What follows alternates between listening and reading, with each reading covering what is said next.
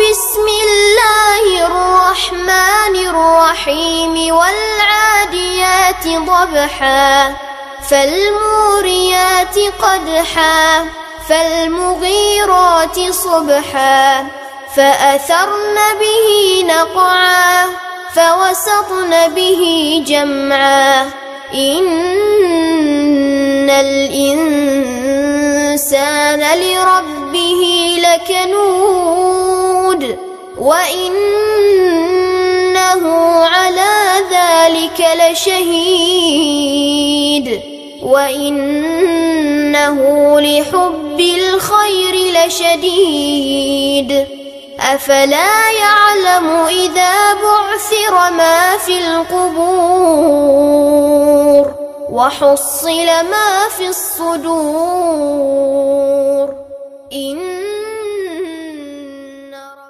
السلام عليكم ورحمة الله وبركاته. அன்பிற்குரிய அல்லாஹ்வின் நல்லடியார்களே, தாய்மார்களே, சகோதர சகோதரிகளே,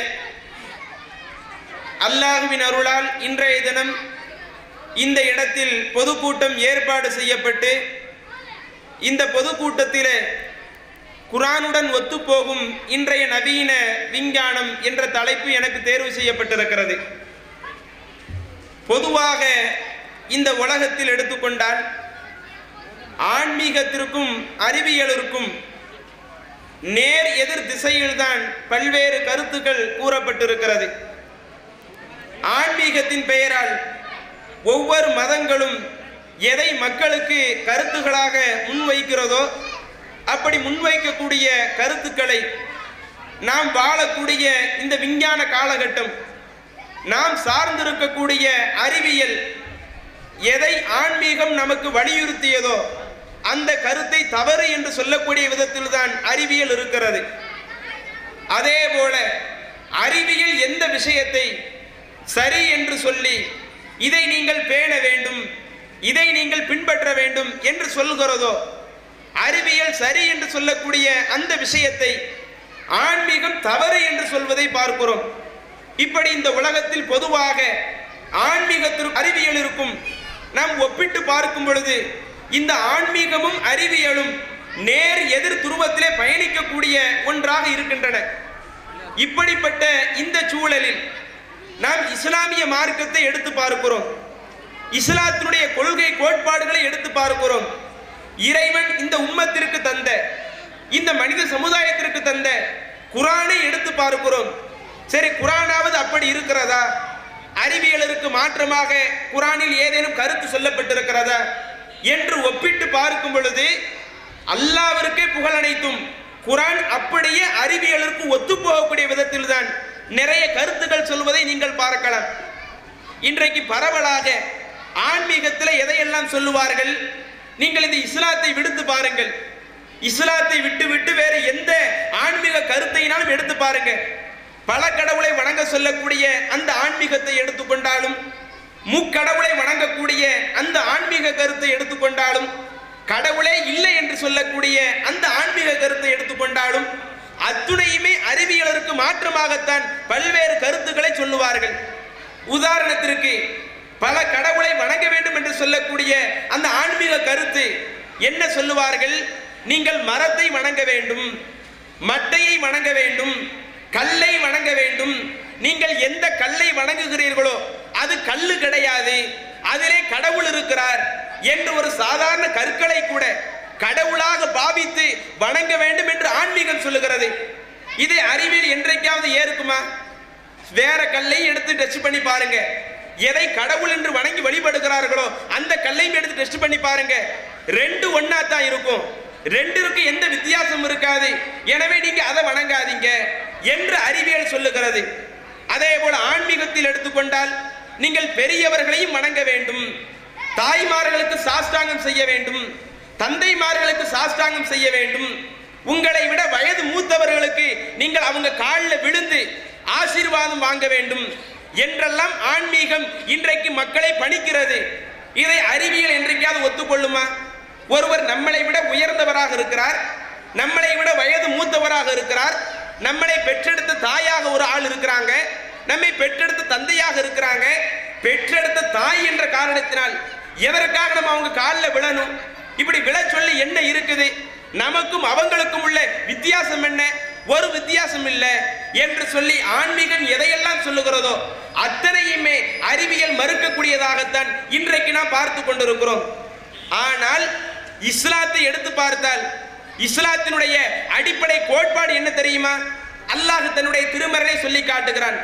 வலக்கது தரஅனா லி ஜஹன்னம கதீரம் மினல் ஜின்னி வல் இன்ஸ்.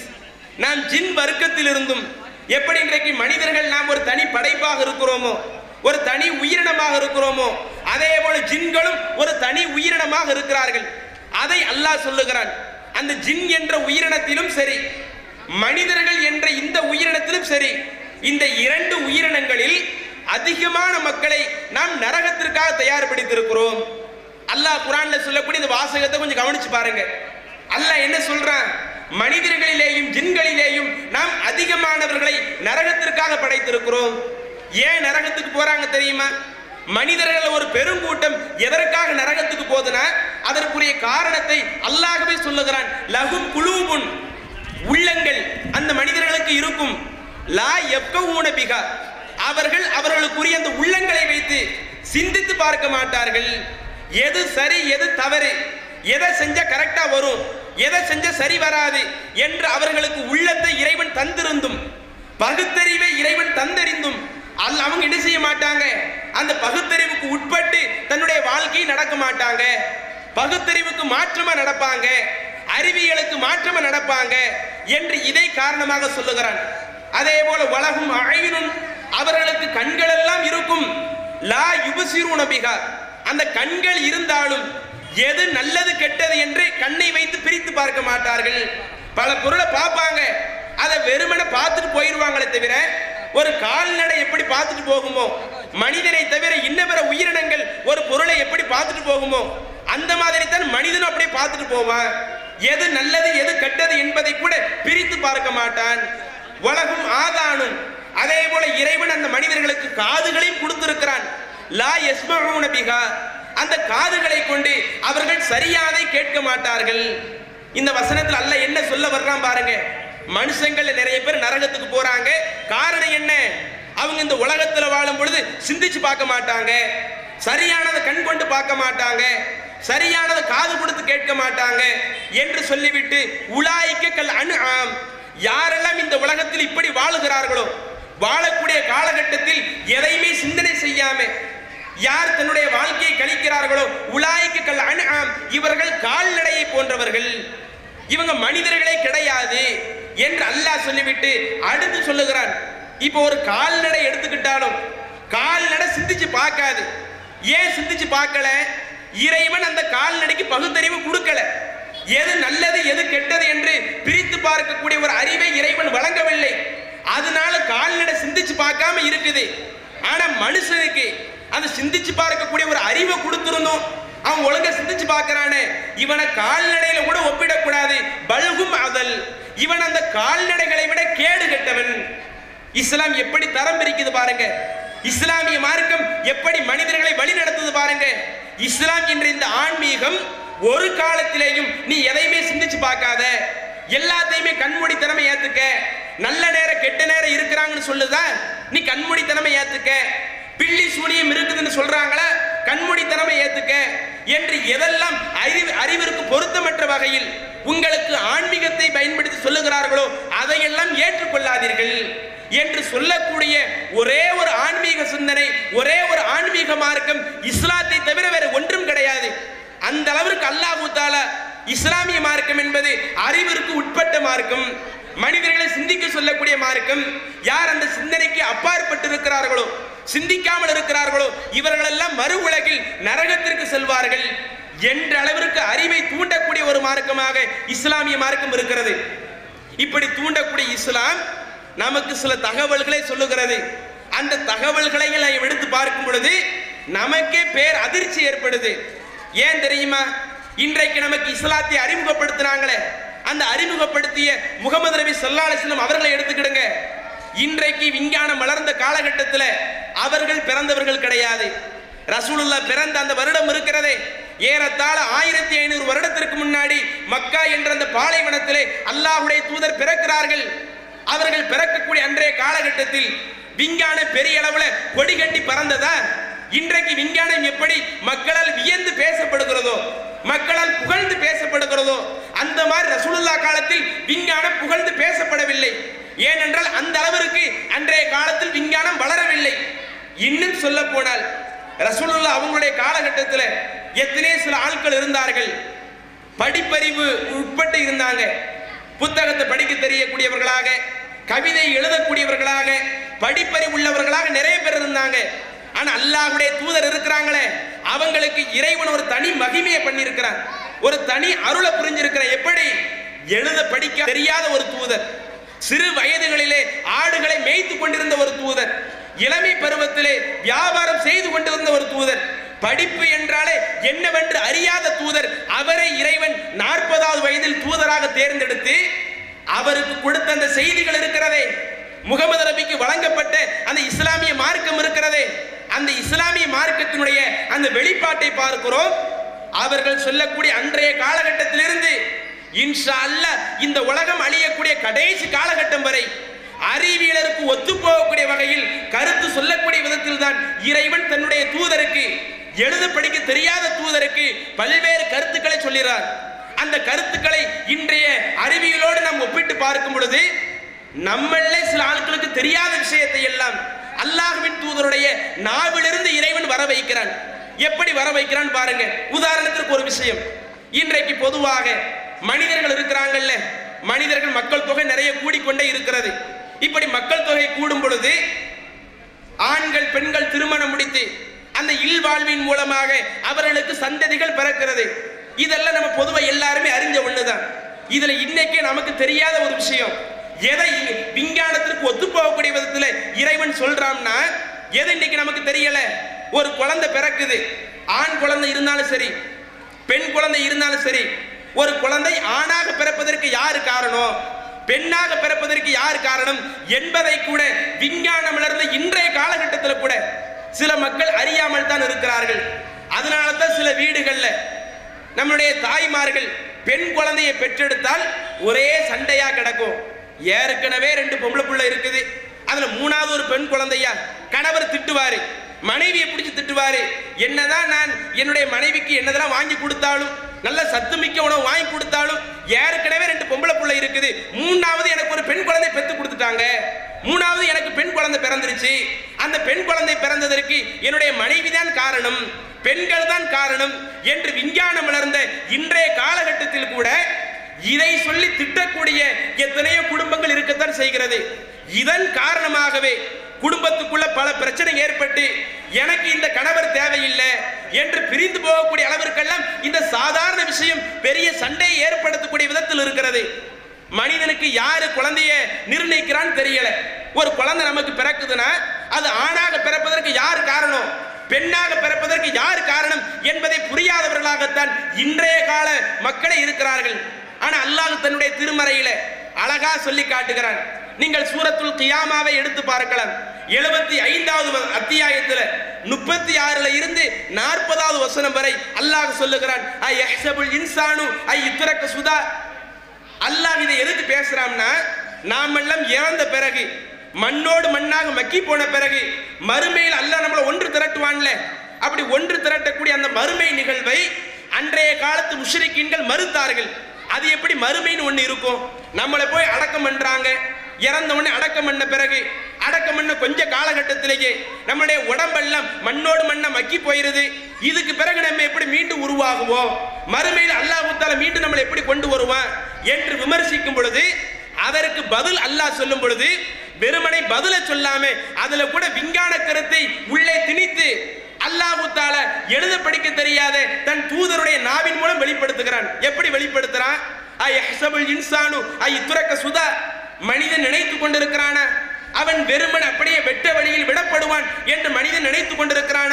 அலம் யகு நுத்ஃபத்தம் மின் மணியு யும்னா. அவன் செலுத்தப்படுகிற அந்த இந்திரிய துளியிலிருந்து அதிலிருந்து ஒரு பகுதியாக அவன் இருக்கவில்லையா?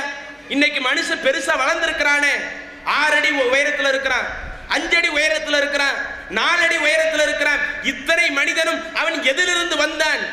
ஆணின் மூலம் செலுத்தப்படுகிற அந்த இந்திரிய துளியினுடைய ஒட்டுமொத்தம் கிடையாது, அதில் இருக்கக்கூடிய ஒரு சிறு துளியிலிருந்து தானே இந்த மனிதன் வந்தான். சும்மக்கான அலக்கத்தன், அந்த இந்திரிய துளியை தான் இறைவன் என்ன செய்கிறான்?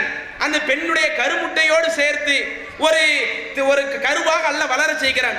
அப்படி வளரப்பட்ட கருவைத்தான் அல்லாஹ் தஆலா உருவாக்கி படைத்து சீராக்குகிறான் என்று சொல்லிவிட்டு அடுத்து அல்லாஹ் சொல்றான், ஃபஜஅல மின்ஹு ஸௌஜைனி ذكر والانثى. இதில் அந்த ஆண் இருக்கிறானே, அந்த ஆணின் மூலமாகத்தான், அந்த ஆணிடம் இருந்துதான் ஆண்கள் பெண்கள் என்ற அந்த ஜோடியை இறைவன் ஏற்படுத்துகிறான். அல்லாஹ் சொல்லக்கூடிய அந்த அறிவியல் உண்மையை பாருங்க. ஒரு குழந்தை பிறக்கிறது, ஆண் குழந்தையாக இருந்தாலும் பெண் குழந்தையாக இருந்தாலும் அந்த ஆண் பெண் ஜோடி இருக்குதே, அந்த ஆண் பெண் ஜோடி எங்கிருந்து வருது? மனைவியிடமிருந்து வரல. ஃபஜஅல மின்ஹு, அந்த ஆணிடம் இருந்துதான் அல்லாஹ் தஆலா அந்த குழந்தையவே தீர்மானிக்கிறான். ஆணாகவோ அல்லது பெண்ணாகவோ அந்த ஆணிடம் இருந்து அல்லாஹ் தீர்மானிக்கிறான் என்று சொல்லிவிட்டு அடுத்து அல்லாஹ் சொல்லி காட்டுறான், அலைஸ ذالிக பிகாதிரின் அலா ஐயுஹியல் மௌத்தா. இப்படி செஞ்ச அல்லாஹ்விற்கு நீங்கள் இறந்த பிறகு உங்களை உயிர்ப்பிக்க முடியாதா? எதுவுமே இல்லாத ஒரு பொருளை, ஒரு சிறு அந்த இந்திரிய துளியிலிருந்து உங்களை படைத்து உங்களை உருவாக்கி இப்படி தந்த அல்லாஹ்விற்கு மறுமையில் உங்களை கொண்டு வர முடியாதா? நீங்க இறந்த பிறகு உங்களை உயிர்ப்பிக்க முடியாதா என்று அல்லாஹ் என்ன செய்கிறான்? தன் தூதர் மூலமாக ஒரு கேள்வியை அந்த காஃபிர்களுக்கு ஒரு கேள்வியாக வைக்கிறான். இந்த வசனம் சிந்திச்சு பாருங்க. இதில் அல்லாஹ் என்ன சொன்னா, ஒரு குழந்தை பிறக்கிறது என்றால் அந்த குழந்தையை தீர்மானிப்பது பெண்கள் கிடையாது, ஆண்கள் தான் என்று அல்லாஹ் சொன்னானே, அதை அப்படியே இன்றைக்கு விஞ்ஞானம் ஒத்துக்கொள்கிறது. எப்படி ஒத்துக்கொள்வது தெரியுமா? ஒரு ஆணும் பெண்ணும் இல்வாழ்க்கையில் ஈடுபடும் பொழுது, அதுல கருமுட்டை வளரும் பொழுது, அதுல குரோமோசோம்னு சொல்லுவாங்க அறிவியல்ல. ஆணிடத்திலிருந்து அதுல ஒரு 23 குரோமோசோம் போகும், பெண்ணிடத்துல இருந்து ஒரு 23 இணை குரோமோசோம்கள் போகும். அப்படி குரோமோசோம்கள் போகும் பொழுது அதுல 22 குரோமோசோம்கள், அது மனுஷனுடைய நேரம், மனுஷனுடைய அறிவு, மனுஷன் எப்படி வளருவான், மனுஷனுடைய பாரம்பரியம், இதையெல்லாம் தீர்மானிப்பதற்கு 22 குரோமோசோம்கள் தேவைப்படும். மீதமுள்ள ஒரு குரோமோசோம் இருக்கிறதே, அந்த ஒரு குரோமோசோம் தான் பாலின குரோமோசோம்.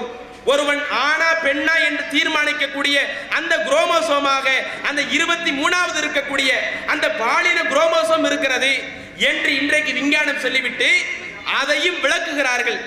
எப்படி விளக்குறாங்க தெரியுமா? அந்த பாலின குரோமோசோம் கூட பெண்ணுக்கு சொல்லும் பொழுது எக்ஸ் எக்ஸ்ன்னு சொல்லுவாங்க. ஏபிசிடில கடைசி வரும்ல, எக்ஸ் ஒய் இசட்னு வரும்ல, அதுல அந்த லாஸ்ட் 2 எக்ஸ் வரும்.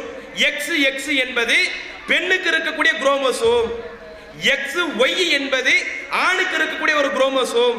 இப்படி இருக்கும் பொழுது குழந்தை எப்படி உருவாகுமா? எப்படி குழந்தையினுடைய பாலினம் தீர்மானிக்கப்படுமா? இந்த குழந்தை ஆணா பெண்ணா என்பது எப்படி தீர்மானிக்கப்படும் என்றால், பெண்ணிடத்துல இருந்து அந்த 2 எக்ஸ்ல ஒரு எக்ஸ் வரும், ஆணிடத்துல எக்ஸ் ஒய்ன்னு இருக்குது இல்ல, அதுல ஏதாவது ஒண்ணு வரும். பெண்ணிடத்துல இருந்து ஒரு எக்ஸ், ஆணிடத்துல இருந்து எக்ஸ் வருதுன்னு வைங்க, அப்ப 2 எக்ஸ் ஆச்சு. 2 எக்ஸ்னா அது பெண் குழந்தை. இப்ப ஆணிடத்துல எக்ஸ் வர்றதுக்கு பதிலா ஒய் வெளிப்படுதுன்னு வைங்க, அப்ப ஆணிடத்துல ஒய் வருது, பெண்ணிடத்துல எக்ஸ் வருது. அப்ப எக்ஸும் ஒய்யும் வந்துச்சுன்னு சொன்னா அது அப்ப ஒரு குழந்தை ஆணா பெண்ணா என்று தீர்மானிப்பதாக இருந்தால் அது பெண்களே கிடையாது, அது ஆண்கள் தான் என்று இன்றைக்கு மரபியலிலே சொல்லுகிறார்கள், இன்றைக்கு அறிவியலிலே சொல்லுகிறார்கள், இன்றைக்கு விஞ்ஞானம் கூட இந்த கருத்தை உண்மைப்படுத்துகிறது. இதே கருத்தை உண்மைப்படுத்தக்கூடிய விதத்தில் 1400 வருடத்திற்கு முன்னாடி ஒரு எழுத படிக்க தெரியாத ஒரு முகமது என்பவரால் அல்லாஹ் சொல்ல வைக்கிறான் என்றால் எதுக்கு அல்லாஹ் இப்படி சொல்ல வைக்கணும்? முகமது அவர்கள் சொல்லக்கூடிய வார்த்தை ஒரு காலம் அவருடைய சொந்த வார்த்தை கிடையாது. உண்மையிலேயே படைத்த இறைவன் ஒருவன் அதை கூறினால்தான். விஞ்ஞானம் வளராத காலகட்டத்தில் கூட இன்றைய காலகட்டத்திற்கு ஒத்துப்போகக்கூடிய விதத்தில் முகமது நபி கூறுகிறார்கள் என்றால் அது அவங்களுடைய சொந்த கூற்று கிடையாது, முழுக்க முழுக்க இறைவனுடைய கூற்று என்பதை நிரூபிப்பதற்கு இது ஒரு மிகப்பெரிய ஒரு ஆதாரமாக இருக்கிறது. ஆனா இந்த விஷயம் கூட இன்றைக்கு நம்மள சில மக்களுக்கு தெரியல. மக்களுக்கு தெரியாம தான் என்ன நடக்குது? வீட்டுல ஒரே சண்டை நடக்குது. சில நேரங்கள்ல வீட்டுல ஆண் குழந்தை பிறந்துட்டே இருக்கும், 3 ஆண் குழந்தை பிறந்திருக்கும். கணவருக்கு 4வது பெண் குழந்தை வரணும்னு ஆசைப்படுவாரு, 4வது ஆண் குழந்தை வந்துருச்சுன்னு வைங்க, அப்பவும் சண்டையா நடக்கும்.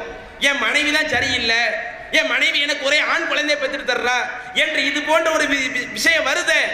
இது அறிவியலுக்கு மாற்றம். இஸ்லாம் அப்படி எந்த அளவிற்கு அறிவியலுக்கு ஒத்து போகக்கூடிய விதத்தில் சொல்லுது பாத்தீங்களா? இது இஸ்லாம் சொல்லக்கூடிய அறிவியல் உண்மைகளை இன்னைக்கு அப்படியே ஒத்து போகக்கூடிய விஷயமா இருக்குது.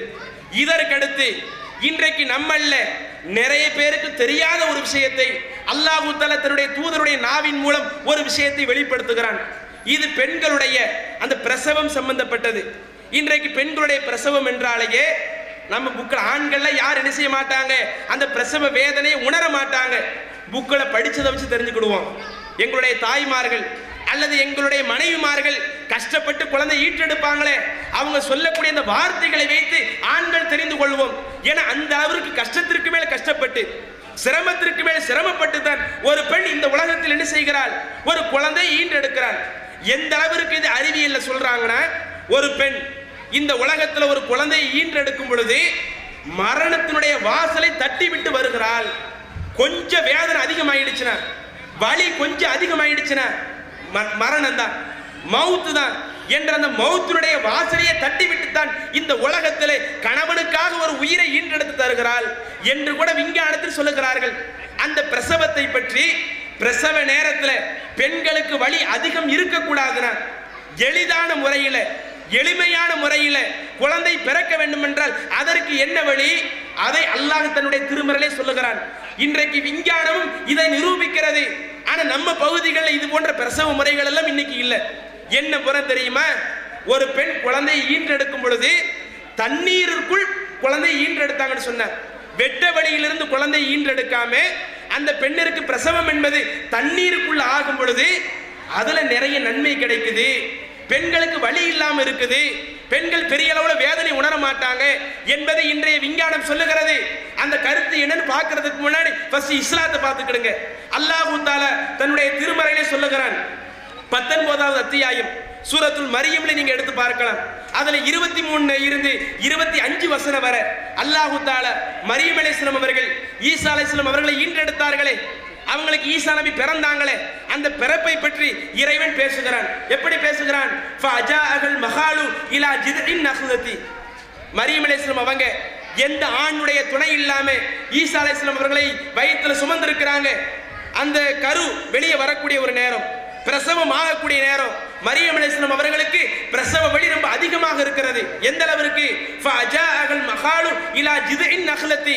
ஒரு மரத்தினுடைய அடிப்பாகத்தை போய் பிடிச்சுக்கிட்டு எனக்கு ரொம்ப வலி இருக்குதே, எனக்கு ரொம்ப கஷ்டம் இருக்குதே என்று அவர்கள் எந்த அளவுக்கு சொல்றாங்கன்னா, காலத் யா லைதனி மித்து கப்ல ஹாதா, எனக்கு இவ்வளவு பெரிய ஒரு கஷ்டம் வருதே, ஒரு குழந்தை ஈன்றெடுப்பதற்காக இவ்வளவு பெரிய ஒரு சிரமத்தை சந்திக்கிறேனே, இதுக்கு முன்னாடி நான் செத்து போயிருக்கலாமே. மரியம் அலைஹிஸ்ஸலாம் சொல்றாங்க. குழந்தை ஈன்றெடுக்கக்கூடிய அந்த தருணத்தில் சொல்லுகிறார்கள், மித்து கபுலஹாதா, இதற்கு முன்னால் நான் இறந்து போயிருக்கலாமே, வகுந்து நசியம் மன்சியா, நான் முற்றிலும் மறக்கடிக்கப்பட்டவளாக இருந்திருக்கலாமே, எனக்கு வேதனை ரொம்ப அதிகமாக இருக்கிறதே என்று வேதனையால் துடித்துக் கொண்டிருக்கும் பொழுது அப்ப அல்லாஹ் தஆலா என்ன செய்யறான், அவங்களுடைய பிரசவ வழியை ஈஸியாக்கி தருவதற்காக ஒரு விஞ்ஞான கருத்தை அங்கே இறைவன் கொண்டு வருகிறான். எப்படி கொண்டு வருகிறான்? ஃபநாதாஹா மின் தஹதிஹா இல் அல்லா தஹ்சனி கத் ஜஅலக ரப்பிக தஹதிக சரியா. அல்லாஹ் சொல்றான், மரியம் அலைஹிஸ்ஸலாம் அவங்கள்ட்ட சொல்றான், நான் செத்து போயிடலாமே என்ற அளவிற்கு வேதனையில் துடிக்கும் பொழுது நீங்க கவலைப்படாதீங்க, நீங்க சிரமப்படாதீங்க, உங்களுக்கு கஷ்டம் வருது இல்ல, உங்க கஷ்டத்தை லேசாக்குவதற்காக அல்லாஹ் என்ன செய்திருக்கிறான், ஒரு ஊற்றை ஏற்படுத்தியிருக்கிறான். அந்த ஊற்றில் இருந்து கொண்டு அந்த நீரில் இருந்து நீங்க என்ன செய்யுங்க, உங்களுடைய பிரசவத்தை நீங்க அமைத்துக் கொள்ளுங்கள். அப்படி பிரசவத்தை அமைக்கும் பொழுது உங்களுக்கு பெரிய அளவுல சிக்கல் வராது என்று மலக்குமார்கள் மூலம் அல்லாஹ் என்ன செய்கிறான், மரியம் அலைஹிஸ்ஸலாம் அவர்களுக்கு சொல்லுகிறான். மரியம் அலைஹிஸ்ஸலாம் அவர்களும் அதே போல நீருக்குள் அவர்கள் பிரசவிக்கிறார்கள். வழி ரொம்ப எளிதாக இருக்கிறது. இந்த வார்த்தையை ஈசா நபி எப்படி இந்த உலகத்தில் பிறந்தார்கள் என்ற அவர்களுடைய பிரசவத்தை பற்றி அல்லாஹ் குர்ஆனிலே பேசுகிறான். அதுவும் எழுத படிக்க தெரியாத ஒரு தூதருடைய நாவின் மூலம் பேசுகிறான். இந்த கருத்தை இன்னைக்கு விஞ்ஞானம் எப்படி மெய்ப்பிக்குது தெரியுமா? கிசார்னு சொல்லக்கூடிய ஒரு டாக்டர் இன்னைக்கும் சென்னையில் இருக்கிறாரு, குழந்தை நல மருத்துவராக இருக்கிறாரு. நம்ம உணர்வு பத்திரிகையில கூட என்ன செய்வாரு, அப்பப்ப மருத்துவத்தை பத்தி கட்டுரை எழுதுவாரு. அப்படி கட்டுரை எழுதக்கூடிய அந்த கிசார்னு சொல்லக்கூடிய அந்த டாக்டர் இணையதளத்தில் ஒரு கட்டுரையை வெளியிடுறாரு.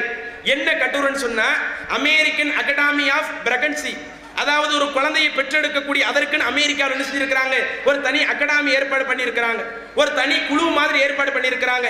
அந்த குழு ஆய்வு செய்து பெண்களுக்கு பிரசவம் என்பது எப்படி நடந்தால் அவங்களுக்கு கஷ்டம் இருக்காது, அவங்களுக்கு சிரமம் இருக்காது என்பதை ஆய்வு செய்துவிட்டு அந்த குழு சொல்லுகிறார்கள், ஒரு பெண் நார்மலாக பிரசவிப்பதை விட தண்ணீருக்குள் இருந்து கொண்டால், அதுவும் தண்ணீர் எப்படி இருக்கணுமா, இதமான சூட்டில் இருக்கணுமா, அந்த இதமான சூட்டில் இருக்கக்கூடிய அந்த தண்ணீருக்குள் ஒரு பெண்ணுக்கு பிரசவம் ஏற்பட்டால் அதுல பல பயன்கள் இருக்கிறது.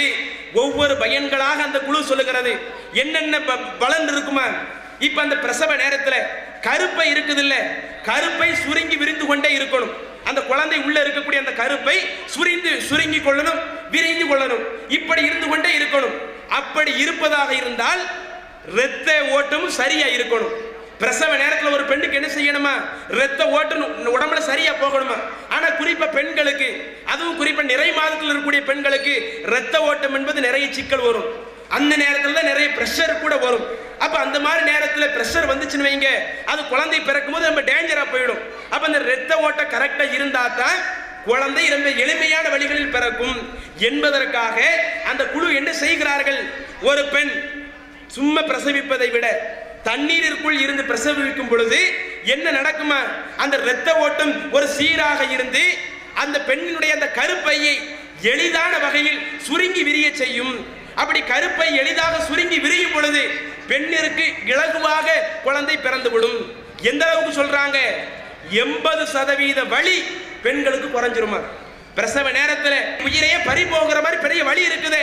அவ்வளவு வலி குறைய வேண்டும் என்றால் அந்த வலியில 80% எப்ப குறையுமா, ஒரு பெண் நீருக்குள் தன்னுடைய குழந்தை ஈன்றெடுத்த வலி குறையும். இன்னும் சொல்றாங்க டாக்டர், இப்படி நீருக்குள்ள ஒரு பெண் பிரசவிப்பது அது குழந்தைக்கு கூட நிறைய நன்மை வரும். ஏன்னா குழந்தை வயிற்றுக்குள்ள இருக்கும் பொழுது தண்ணீருக்குள்ளதான் கிடக்குது, தண்ணீருக்குள்ளதான் மிதந்து கிடக்குது. அப்படி மிதந்து கொண்டு இருக்கக்கூடிய குழந்தை தன்னுடைய தாயிடமிருந்து வெளியே வரும் பொழுது தண்ணீருக்குள்ளே வெளியே வந்ததுன்னு சொன்ன அது அந்த குழந்தைக்கும் இலகுவானதாக இருக்கும், அந்த குழந்தைக்கும் ஏற்றதாக இருக்கும் என்று சொல்லி இன்றைய விஞ்ஞானம் கூட இதை அப்படியே உண்மைப்படுத்தக்கூடிய விதத்தில் இருக்குது. அப்ப எப்படி ஒத்து போகுது பாத்தீங்களா? அதனால தான் கடந்த 2008 சென்னையில ஃபர்ஸ்ட் இதை நடத்தியும் பார்க்கறாங்க. சரி, ஒரு பெண்ணுக்கு நம்ம இப்படி செக் பண்ணி பார்த்துருவோமே என்று சொல்லி என்ன செய்யறாங்க, ஒரு ஆயுர்வேத மருத்துவராக இருக்கக்கூடிய ஒரு ஆண், அவங்களுடைய மனைவியும் ஒரு மருத்துவர் தான். அந்த பெண்ணிற்கு பிரசவ வலி ரொம்ப அதிகமா இருக்குது. அதற்கு சொல்லி இன்ஜெக்ஷன்ல போடுவாங்கல்ல, அந்த இன்ஜெக்ஷன்ல போட்டு பார்க்கறாங்க. இன்ஜெக்ஷன் போட்டு பார்த்து வலி குறைஞ்ச மாதிரி தெரியல, வலி ரொம்ப அதிகரிச்சுட்டே இருக்குது. அப்ப அந்த சென்னையில வடக்கு உஸ்மான் ரோட்ல இருக்கக்கூடிய ஒரு ஹாஸ்பிட்டல்ல அந்த டாக்டர் சொல்றாங்க, இப்ப வலி ரொம்ப அதிகமா இருக்குது, இன்ஜெக்ஷனை கூட நம்ம ரொம்ப அதிகமா போட்டு பார்த்துட்டோம், இன்ஜெக்ஷன் போட்டு வேற வேலை இல்லை, வலி ரொம்ப அதிகமா இருக்கிறதுனால உங்களுடைய மனைவியை நீங்க தண்ணீருக்குள்ள பிரசவிக்கக்கூடிய அந்த ஏற்பாடு பண்ணீங்கன்னு சொன்ன வலி கொஞ்சம் கம்மியாக இருக்கும் என்று முயற்சி எடுத்து அந்த பெண்ணுடைய சம்மதத்தை பெற்று அந்த கணவனுடைய சம்மதத்தை பெற்று அந்த மருத்துவமனையிலே அந்த பெண்ணிற்கு அதே போன்று செய்கிறார்கள். குழந்தை எளிமையான வழிகள்ல, கஷ்டம் பெரிய அளவுல இல்லாம, சிரமம் பெரிய அளவுல இல்லாம அந்த பெண் தண்ணீருக்குள்ள இருக்கும் பொழுது அப்படியே இயல்பாகவே அந்த பெண்ணிற்கு மன அழுத்தம் குறைகிறது, இரத்த ஓட்டம் அதிகரிக்கிறது, அந்த குழந்தை பிறக்கக்கூடிய எல்லா வழிகளும் லேசாகி எளிதான வழியில் அந்த குழந்தை பிறந்து விடுகிறது என்ற இந்த செய்தியை இணையதளத்தில் வெளியிட்டு இருக்கிறாங்க. இதை எதுக்கு சொல்றேன், இதை இன்னைக்கு நம்ம காலத்துல கூட நம்ம பெண்களை ஒரு ஹாஸ்பிட்டல் அட்மிட் பண்றோம், கவர்மெண்ட் ஹாஸ்பிட்டல் நடைமுறைப்படுத்த மாட்டேங்கிறாங்க, இதர ஹாஸ்பிட்டல் நடைமுறைப்படுத்த மாட்டேங்கிறாங்க. இது இங்க வந்திருக்கக்கூடிய பெண்களுக்கு ஒரு வினோதமா இருக்குது. இது என்ன ஒரு வித்தியாசமான முறையா இருக்குது, நம்ம இதனால் வரை கேள்விப்படாத ஒன்றாக இருக்குது என்று இங்கு வந்தவர்கள் கூட நீங்கள் வியக்கலாம். ஆனால் அல்லாஹ் சொல்லுகிறான், மரியம் அலைஹிஸ்ஸலாம் அவர்கள் இப்படி குழந்தையை பெற்றெடுத்தார்கள் என்று அல்லாஹ் சொன்னான். இன்றைக்கு அதே அறிவியல் உண்மை நம்முடைய காலத்தில் நிகழ்ந்ததா இல்லையா? அப்ப எப்படி ஒத்து போகுது பாருங்க. இது மாத்திரமா, இது அல்லாம இப்படி குழந்தை பிறப்பு சம்பந்தமாக இஸ்லாம் ஒன்றை சொல்லுகிறது, அதை அறிவியல் உண்மைப்படுத்துகிறது. இது அல்லாம இன்னும் சில தகவல்களை இஸ்லாமிய மார்க்கம் சொல்லுகிறது, அல்லாஹ் சொல்லி காட்டுகிறான். அதிலும் குறிப்பாக கடலியலை பற்றி குறிப்பிடுகிறான். அதை இங்கிலீஷ்ல என்ன சொல்லுவாங்கன்னா மெரின் ஜியாலஜின்னு சொல்லுவாங்க. கடலியலை பத்தி, கடல் எப்படி இருக்குது, கடல்ல எப்படி அலைகள் உருவாகுது, கடலுடைய அந்த தன்மைகளை எல்லாம் ஆய்வு செய்யக்கூடிய அறிவியலுடைய ஒரு பிரிவு. அது சம்பந்தமா அல்லாஹ் குர்ஆன்ல ஒரு விஷயத்தை சொல்றான். அது கூட இன்றைக்கு நமக்கு வியப்பா இருக்குது. அல்லாஹ் என்ன சொல்ற 24வது அத்தியாயத்துல 39 40வது வசனத்துல அல்லாஹ் சொல்லி காட்டுறான். காஃபிர்களை பத்தி குறிப்பிடுகிறான். வல்லதீன கஃபரு, யாரெல்லாம் இறைவனை மறுத்து வாழுகிறார்களோ, அஅமாலுஹும், அவர்களுடைய செயல்கள் இருக்கிறது. ஒருவர் அல்லாஹ்வை நம்பி நிறைய இபாதத்தை பண்றாரு, நிறைய நன்மையான காரியத்தை பண்றாரு, அதுக்குரிய கூலி அல்லாஹ் மறுமையில் அவருக்கு தருவான். இப்ப நம்மள்ட்ட இறை நம்பிக்கை கரெக்டா இருக்குது, தௌஹீத் கொள்கை கரெக்டா இருக்குது, நம்ம தொழுகிறோம், நோன்பு வைக்கிறோம், ஜகாத் கொடுக்கிறோம், ஹஜ் செய்கிறோம், பல நன்மையான காரியத்தை செய்கிறோம், அதற்கு அத்தனைக்குரிய நன்மை அல்லாஹ் நமக்கு தருவானா? ஆனா நம்ம இடத்துல மாத்திரம் ஈமான் இல்லாம, தௌஹீத் இல்லாம, இறைவனுக்கு இணை வைக்கக்கூடியவங்களாக, இறைவனையே மறுக்கக்கூடியவர்களாக நாம் இந்த உலகத்தில் வாழ்க்கையை நடத்தி மற்ற நல்ல காரியத்தை செஞ்சா கூட அந்த நல்ல காரியத்திற்கு இறைவன் ஒரு உதாரணத்தை குறிப்பிடுகிறான். இறைவனை மறுத்து நல்ல காரியங்கள் செய்வார்களே, இவர்களுக்குள்ள உதாரணம் என்னவென்றால் கஸராபின் பிஹியத்தின் யஹ்ஸபுஹு லம்ஆனு மாஅன் ஹத்தா இதா ஜாஅஹு லம் யஜிதுஹு ஷைஆ. இவனுக்கு உதாரணம் என்னவென்றால், ஒருவன் ஒரு வெயில்ல ரொம்ப தூரமான இடத்துல பார்க்கிறான். தூரமான இடத்துல பார்க்கும்போது தண்ணி கிடக்கிற மாதிரி தெரியும். இதை காணல் நீர்னு சொல்லுவாங்க. அல்லாஹ் அந்த காணல் நீருக்கு உதாரணம் சொல்றான். ஒருவன் இறைவனை ஏற்காம நிறைய நல்ல காரியம் செய்யக்கூடியவங்களுக்கு உதாரணம் காணல் நீர் மாதிரி. இங்க இருந்து தூரத்துல பார்க்கும் பொழுது தண்ணி கிடக்கிற மாதிரி தெரியும், அங்க போய் பார்த்தாங்கன்னு சொன்ன அங்க தண்ணி கிடக்காது என்ற இந்த உதாரணத்தை சொல்லிவிட்டு அதே வசனத்துல அல்லாஹ் தஆலா இன்னொரு உதாரணத்தை சொல்லுகிறான். அவுக துலுமாத்தின் ஃபீ பஹரின் லுஜ்ஜியின். இந்த மனிதனுக்குரிய இன்னொரு உதாரணம் என்னன்னா, ஆழ் கடலில் ஏற்படக்கூடிய கடும் இருள்களை போல. அல்லாஹ் என்ன வார்த்தை பயன்படுத்துறான் பாருங்க. ஒரு இறைவனை மறுக்கக்கூடியவன் நிறைய நன்மைகளை செய்யும் பொழுது அவங்களுக்கு உதாரணம் சொல்லும் பொழுது ஒரு சயின்ஸை வச்சு அல்லாஹ் உதாரணம் சொல்றான். நீ சிந்திச்சு பாரு, சும்மா குருட்டா போக்கில் ஏத்துக்கிடாத, கண் போன போக்கில் அதை நீ ஏத்துக்கிடாத, உன்னுடைய அறிவுக்கு உட்பட்டு சிந்தித்து பாரு என்று சிந்தனைக்கு வித்திடக்கூடிய விதத்தில் அல்லாஹ் உதாரணத்தை சொல்லுகிறான். கே துலுமாத்தின் ஃபீ பர்ரின் லுஜ்ஜியின். ஆழ்கடலில் தோன்றக்கூடிய இருள்கள் தான் அவனுக்கு உதாரணம். யக்ஸாவும் மௌஜுன் மின் ஃபௌகிஹி மௌஜுன் மின் ஃபௌகிஹி ஸஹாபுன் துலுமாத்துன் பஅதுஹா பௌக ஃபஅதின். அல்லாஹ் அழகா சொல்லி காட்டுறான். அந்த ஆழ்கடல்ல இருள் வருகிறதே, எப்படி ஆழ்கடல்ல இருள் வருதுன்னு சொன்னா, ஒரு அலை அந்த இருளை வந்து மூடுது, அதுக்கு மேல இன்னொரு அலை வந்து அந்த இருளை மூடுது, அந்த அலைக்கு மேல மேகம் வானம் இருக்கிறது. இப்படி ஆழ்கடலில் இருள் வருவதற்கு காரணம், ஆரம்பத்தில் ஒரு அலை வருகிறது, அந்த அலைக்கு மேலேயும் ஒரு அலை வருது. அப்ப கடலுக்கு அடியிலேயும் ஆழ்கடலிலேயும் அலை இருக்கிறது. அந்த அலையின் காரணமாகத்தான் கடலுக்கு அடியில ரொம்ப இருட்டா இருக்குது. எந்த அளவுக்கு அந்த இருட்டு இருக்குமா அல்லாஹ்வே சொல்லி காட்டுகிறான். அந்த ஆழ்கடலில் ஒருவன் இருந்து கொண்டு இதா அஹ்ரஜ யதஹு லம் யகத் யராஹா வமன் லம் யஜஅலில்லாஹு லஹு நூரன் ஃபமா லஹு மின் நூரிஹி. அல்லாஹ் அழகா சொல்லி காட்டுறான். அந்த ஆழ்கடல்ல இருக்கக்கூடிய அந்த இருள்ல போய் ஒருத்தன் உட்கார்ந்துக்கிட்டு, அந்த இருட்டான இடத்துல போய் ஒருத்தன் உட்கார்ந்துக்கிட்டு தன்னுடைய கையை விரிச்சு பார்த்தா கூட, கை உள்ள உள்ளங்கை வெள்ளையா இருக்கும்ல, அந்த ஆழ்கடல்ல உள்ள போய் தன்னுடைய கையை பார்த்தா கூட கையை வெள்ளைன்னு தெரியாதான், எல்லாம் கருப்பா இருக்குமா. அந்த அளவிற்கு ஒரு கடுமையான ஒரு இருள், ரொம்ப அதிக கருப்பாக இருக்கக்கூடிய ஒரு இருள் ஆழ்கடலுக்குள்ள இருக்குது. அந்த இருள் வருவதற்கு காரணம் ஆழ்கடலுக்குள்ள ஃபர்ஸ்ட் ஒரு அலை, அதுக்கு மேலேயே அலை என்று இரண்டு கருத்துக்களை அல்லாஹ் சொல்லுகிறான். இதை இன்னைக்கு நம்ம சமுதாயம் ஏத்துக்கிடுமா? அது எப்படி நாங்கள் நேஷனல் ஜியோகிராஃபி டிவியில் பார்க்கத்தானே செய்கிறோம். கடல் அழகா எடுத்து காட்டத்தானே செய்கிறாங்க, கடலுக்குள்ள மீனை எடுத்து காட்டத்தானே செய்கிறாங்க, ஒவ்வொரு மீனும் எப்படி போகுது, எப்படி அடுத்த மீனை சாப்பிடுது என்றெல்லாம் காட்டத்தானே செய்கிறாங்க. அது எப்படி ஆழ்கடல்ல இருள் இருக்கும் என்று இன்றைய மக்கள் மறுத்து கொண்டிருக்கிறார்கள். இன்னும் எந்த அளவுக்கு நம்மளே நிறைய சொல்லியிருப்போம். அலைங்கிறது அது கடலுடைய ஓரத்துல தான் இருக்கும், நடுக்கடல்ல அலையே இருக்காது என்று சொல்லக்கூடிய அளவிற்குத்தான், அறிவியலருக்கு மாற்றமாகத்தான் இன்றைக்கு நம்மளே நினைத்து கொண்டிருக்கிறோம். ஆனா இந்த கருத்தை தவறு என்று சொல்லி 1400 வருடத்திற்கு முன்பாகவே அல்லாஹ் தன்னுடைய தூதருடைய நாவின் மூலம் பேசிக் கொள்கிறானே, இன்றைக்கு அந்த கருத்தை கூட அறிவியலாளர்கள் அப்படியே உண்மைப்படுத்துகிறார்கள். எப்படி உண்மைப்படுத்துறாங்க? ஜித்தாவில் இருக்கக்கூடிய மன்னர் அப்துல் அஜீஸ் அவருடைய பெயரில் ஒரு பல்கலைக்கழகம் இருக்குது. சவுதி அரேபியாவில் ஜித்தா இருக்குது இல்ல, அந்த ஜித்தாவில் மன்னர் அப்துல் அஜீஸ் முன்னாடி இருந்தாரு. அவருடைய பெயரில் ஒரு பல்கலைக்கழகம், அந்த பல்கலைக்கழகத்தில் துர்காரோ என்று சொல்லக்கூடிய ஒரு சயின்டிஸ்ட் அங்க மாணவர்களுக்கு பாடம் நடத்துறாரு. அவர்கிட்டயுமே மக்கள் என்ன செய்யறாங்க, கொஸ்டின் கேட்கிறாங்க.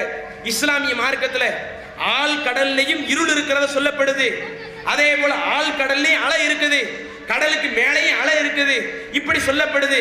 இதை பத்தி உங்களுடைய கருத்து என்ன என்று அவரிடத்துல கேட்கும் பொழுது அப்ப அவர் சொல்லக்கூடிய தகவல் இருக்கிறதே, அவர் சொல்லக்கூடிய விஞ்ஞான கருத்து இருக்கிறதே, அப்படியே அல்லாஹ்வுடைய தூதர் எதை சொன்னார்களோ அதை மெய்ப்படுத்தக்கூடிய விதத்தில் தான் அந்த துர்காரோ கருத்தை வெளியிடுகிறார். எப்படி கருத்தை வெளியிடுறாரு தெரியுமா? பொதுவா கடலுடைய மேற்பரப்பு இருக்குது இல்ல, கடலுடைய மேற்பரப்புல எல்லா நிறங்களும் நம்ம கண்ணால பார்த்துடலாம். அதுல குறிப்பா வானவில்ல சொல்றாரு. வானவில்ல ஒரு 7 கலர் இருக்கும்ல, அந்த 7 கலர்ல எந்த கலரை நீங்க கடலினுடைய மேல் பரப்புல வச்சா கூட அதை நீங்க தெளிவா பார்த்துடலாம். அந்த மேல் பரப்புல இருந்து ஒரு 30 மீட்டர் உள்ள போனீங்கன்னு வைங்க, 30 மீட்டர் வரை எல்லா நிறங்களும் உங்களுக்கு தெரியும். 30 மீட்டர் தாண்டிடுச்சுன்னு சொன்னா உங்களுக்கு சிகப்பு கலர் தெரியாது. ஒரு ஆளே 30 மீட்டருக்கு உள்ள போய் அவர் கையில் அடிபட்டு ரத்தம் வந்துருச்சுன்னு வைங்க, ரத்தம் போனா கூட ரத்தம் போனது தெரியாது. கையில வலி இருக்கும், கையில வேதனை இருக்கும், ஏதோ கை வலிக்குது என்றுதான் நினைப்பானே தவிர கையிலிருந்து வழிந்தோடக்கூடிய ரத்தம் தெரியாது. ஏன்னா ரத்தம் சிகப்பு கலர்ல இருக்கிறதுனால கடல்ல 30 மீட்டருக்கு கீழே, மேல இருந்து 30 மீட்டருக்கு கீழே சிகப்பு கலர் தெரியாது. அதே போல 30ல இருந்து 50 மீட்டர் வரை ஆரஞ்சு கலர் நல்லா தெரியும். 50 மீட்டர் தாண்டி போயிருச்சுன்னு வைங்க, ஆரஞ்சு கலர் நல்லா தெரியாது. அதே போல 50ல இருந்து 100 மீட்டர் வரை மஞ்சள் கலர் நல்லா தெரியும். 100 மீட்டர் தாண்டி போயிருச்சுன்னு வைங்க, மஞ்சள் கலர் தெரியாது. 100ல இருந்து 200 மீட்டர் வரை கிரீன் கலர் பச்சை கலர் நல்லா தெரியும். 200 மீட்டருக்கு தாண்டி கடலுக்குள்ள போயிட்டுனா, மேல இருந்து 200 மீட்டருக்கு உள்ள கடலுக்குள்ள போயிட்டோம்னா பச்சை கலர்ல நீங்க என்னத்தை கொண்டு போனாலும், சின்ன பொருளை வச்சாலும் தெரியாது, பெரிய பொருளை வச்சாலும் தெரியாது. அந்த 200 மீட்டருக்கு கீழே எந்த நிறத்தை கொண்டு போனாலும் அந்த நிறம் தெரியவே தெரியாது என்று சொல்லி என்ன செய்யறாரு? இதற்கு காரணம் கடல்களுக்குள்ளே நிறைய அடுக்குகள் இருக்கிறது. அந்த கடல்களுக்கு அடுக்கு இருக்கிறதுனாலதான் ஒவ்வொரு அடுக்குமே ஒவ்வொரு நிறத்தை உறிஞ்சு கொள்கிறது. அந்த நிறத்தை உறிந்து கொள்ளக்கூடிய காரணத்தினால்தான் 200 மீட்டருக்கு தாண்டி அடியில போனாங்களா எந்த கலருமே தெரியாது, எல்லாமே இருட்டாத்தான் தெரியும், எல்லாமே கும்முருடாத்தான் தெரியும். அல்லாஹ் சொன்னானே, அதுல போய் நீங்க கையை விரிச்சு பார்த்தா கூட உங்க கையினுடைய உள்ளங்கை கூட தெரியாது, எந்த ஒரு கலரும் தெரியாது, அந்த அளவுக்கு கும்முருட்டு இருக்கும் சொன்னாங்களே. இதை அந்த துர்காரோ அப்படியே உண்மைப்படுத்துகிறார். இப்படி உண்மைப்படுத்தி இதற்கு காரணத்தையும் விவரிக்கிறார். ஏன் அப்படி ரொம்ப இருட்டா இருக்குதுன்னா அதற்கு காரணம் அலைகள் தான். மேல் பரப்புல இருக்கிற அலைகள் இருக்குது இல்ல, அந்த மேல் பரப்புல இருக்கக்கூடிய அந்த அலைகள் ஓரளவு அந்த ஒளியை அப்படியே அப்சர்வ் பண்ணிக்கிடுது, ஒளி அப்படியே உள்வாங்கிக்கிடுது. அதனால கொஞ்சம் கீழே வர வர மேல் அலையில இருந்து மேல் மட்டத்தில இருந்து கொஞ்சம் கீழே வர வர நிறம் கொஞ்சம் கொஞ்சமா மங்க ஆரம்பிக்குது. அதுல ஆழ்கடலிலும் அலை இருக்கிறது. அந்த அலை என்ன செய்து விடுகிறது என்றால் ஒட்டுமொத்தமாகவே எந்த ஒரு நிறத்தையுமே தெரியாத அளவிற்கு மிகப்பெரிய ஒரு இருட்டாக ஆக்கி விடுகிறது. அப்ப மேல் கடல்ல இருக்கக்கூடிய அந்த அலைகளும் ஆழ்கடல்ல இருக்கக்கூடிய அலைகளும் தான் ஒரு பொருள் தெரியாமல் இருப்பதற்கு காரணமா இருக்குது, கும்முருட்டா இருக்கிறதுக்கு காரணமா இருக்குது என்று என்ன செய்கிறார் அந்த துர்காரோ விவரிக்கிறார். ஆனா இன்னைக்கு இதை நம்ம சமுதாயம் நம்புதா? அது எப்படிங்க? வெளியே கரை ஓரத்துல தானே அலை வந்துட்டே இருக்குது, நடுக்கடல்ல கப்பல் எல்லாம் அப்படியே தான் இருக்குது, அப்படியே மிதந்தபடி தான் இருக்குது, கப்பல் அப்படி இப்படி ஆடுதா, அலை எதுவும் வருதா?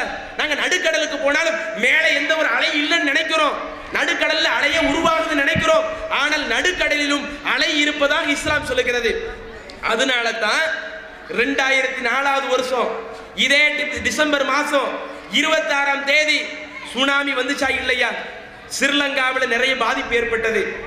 தமிழகத்தில் கூட அந்த கடலோர மாவட்டங்கள் அந்த சுனாமியினால் பெரிய அளவில் பாதிச்சாங்க. அதே போல சுமத்ரா தீவுல ஏற்பட்ட அந்த சுனாமி இருக்கிறதே, அந்த சுனாமியினால் எவ்வளவு பாதிப்பு வந்துச்சு. ஜப்பான்ல பாதிப்பு ஏற்பட்டது, இந்தியாவிலே பாதிப்பு ஏற்பட்டது, ஸ்ரீலங்காவிலே பாதிப்பு ஏற்பட்டது. அத்தனை பாதிப்பு ஏற்படுவதற்கு என்ன காரணம்? கடலுக்கு அடியில அந்த சுமத்ரா பகுதியில ஒரு நிலநடுக்கம் ஏற்படுகிறது. அந்த நிலநடுக்கத்தின் விளைவாக கடலுக்கு அடியில் அலை ஓடுமே, அந்த அலை வேகமாக கரையை நோக்கி பாய்கிறது. அப்படி பாயக்கூடிய அந்த அலைதான் ஏறத்தாழ 2,30,000 பேரை பழி வாங்கியது என்று சொல்றாங்களே. அந்த சுனாமி ஏற்பட்ட பிறகுதான் நம்மள சில ஆட்கள் ஒரு முடிவுக்கு வந்தாங்க, ஆமா கடலுக்கு உள்ளேயும் அலை இருக்குது, அந்த அலையினுடைய பாதிப்பு தான் அந்த அலை ஏற்படுத்தி ஒரு போரை தாண்ட வந்தா 2,30,000 பேருடைய உயிர் பறி கொடுத்திருக்கிறாங்க, 2,30,000 பேர் இறந்து போயிருக்கிறாங்க என்ற ஒரு முடிவுக்கு மக்கள் வர்றாங்க. அப்ப இன்றைக்கு சொல்லக்கூடிய இந்த கருத்தை அல்லாஹ் தன்னுடைய தூதருடைய நாவல சொல்ல வைக்கிறானே. அப்ப இஸ்லாம் எப்படி ஒத்து போகுது பாத்தீங்களா? கடலை பத்தி பேசுது, கடலுக்குள்ள இருட்டை பத்தி பேசுது, அதுல அலை இருக்கிறத பேசுது.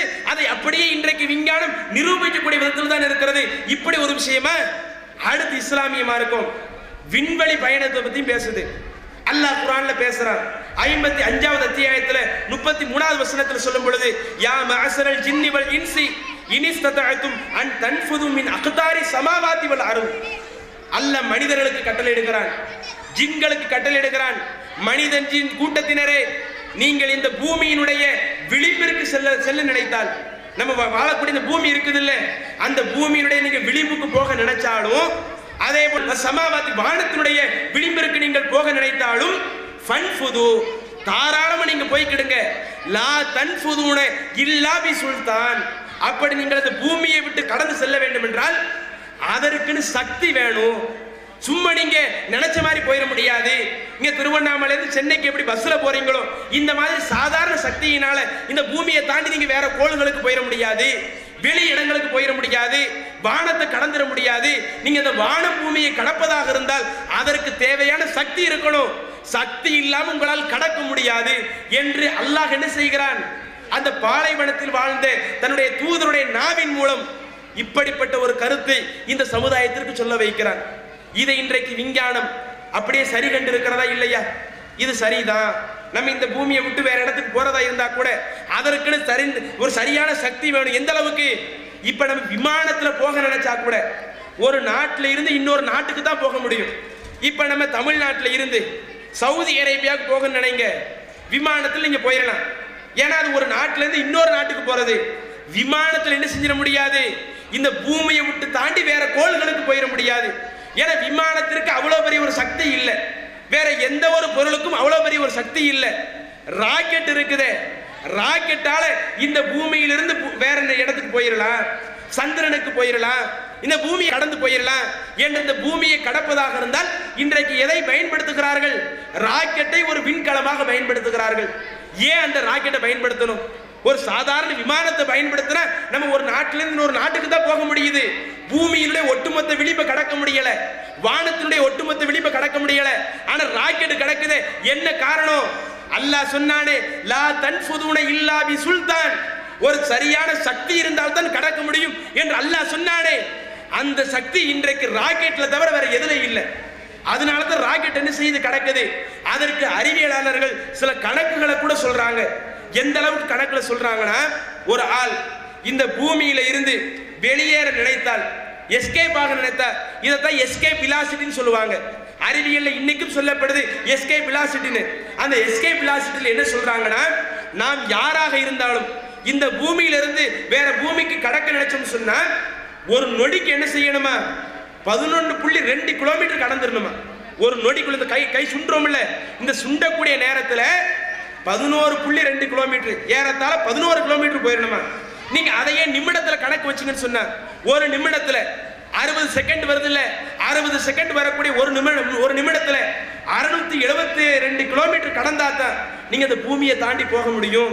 அதே ஒரு மணி நேரத்திற்கு 40,320 கிலோமீட்டர் கடக்கணும். நம்ம இந்த பூமியை விட்டு எஸ்கேப் ஆகிறதா இருந்தா, வேற கோள்களுக்கோ எங்கேயோ தப்பிக்கிறதா இருந்தா எந்த வேகத்தில் நம்ம கடக்கணுமா?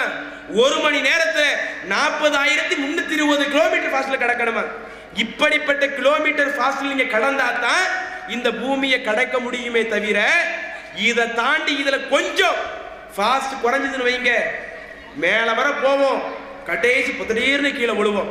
ஏன்னா புவியீர்ப்பு விசை இருக்குது இல்ல, அந்த புவியீர்ப்பு விசை அப்படியே நம்மளை இழுத்துட்டு போயிடும்.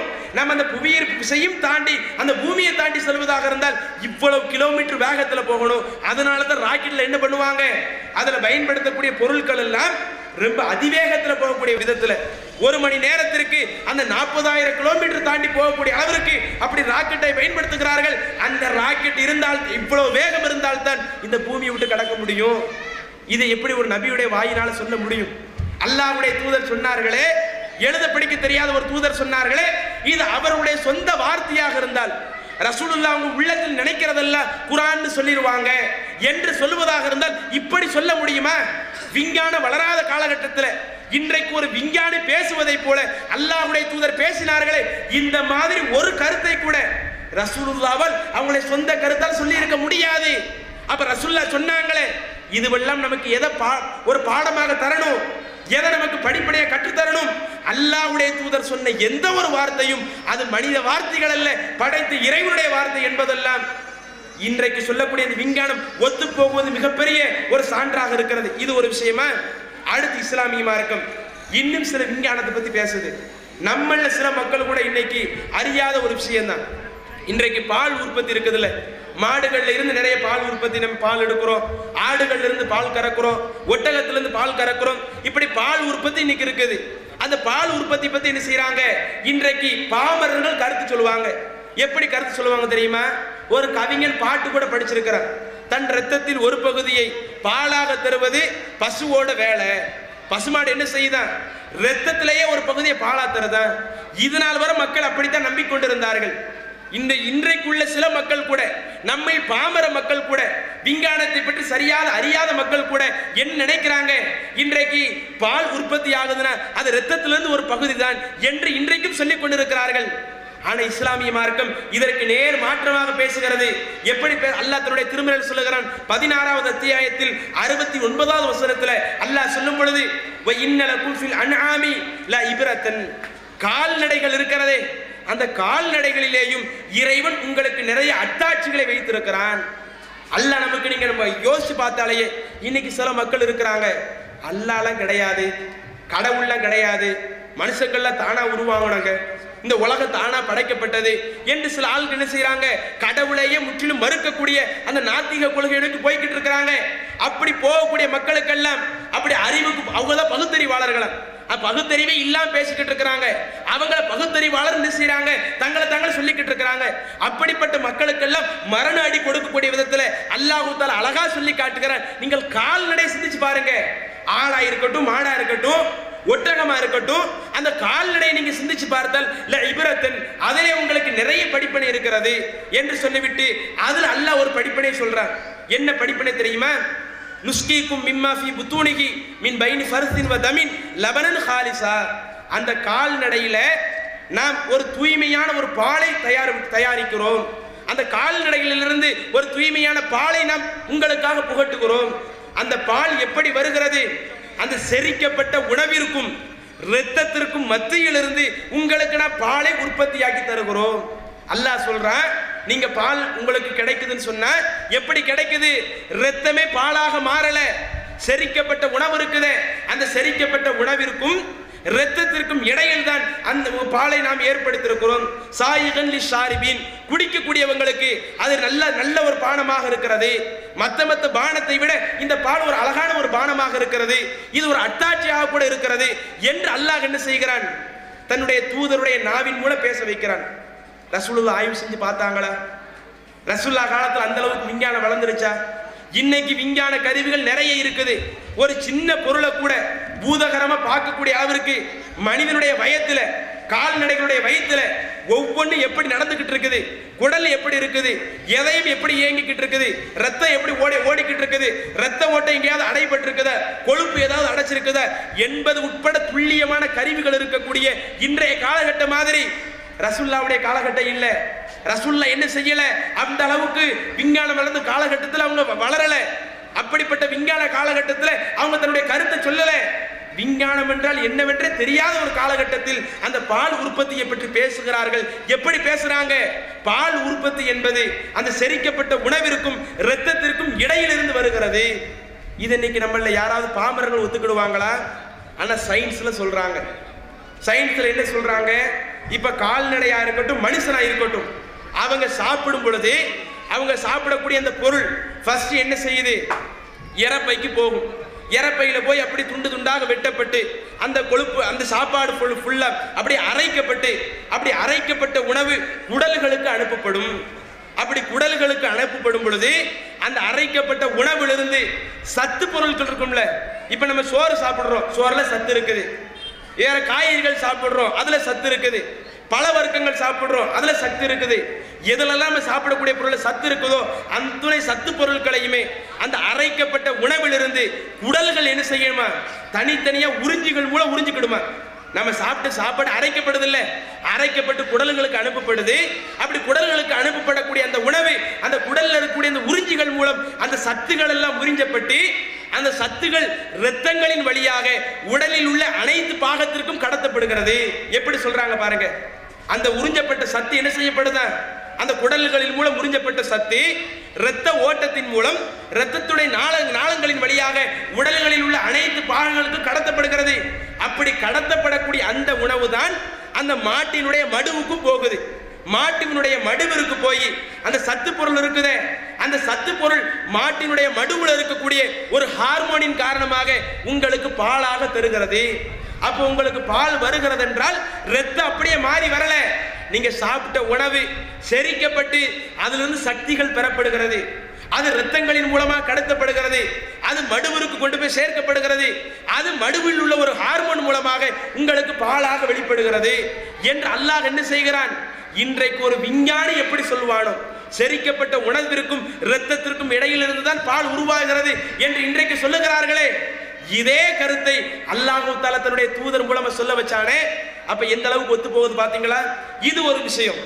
அடுத்து இருக்கிறதுல மிகப்பெரிய ஒரு விஷயம், இன்னைக்கு கடவுள் மறுப்பு கொள்கைக்கு போனாங்கல்ல, பல ஆட்கள் பலரையும் கடவுளை வணங்கினதுனால மக்களுக்கு மத்தியில் நிறைய மூட நம்பிக்கை வந்ததுனால, அந்த மூட நம்பிக்கைக்கு ஆன்மீகங்கள் காரணம் இருந்ததுனால இந்த ஆன்மீகம் தேவையா? நம்மளை போய் அடுத்தவங்க காலில் விழ சொல்றாங்க, நம்ம ஏன் அடுத்தவங்க காலில் விழணும்?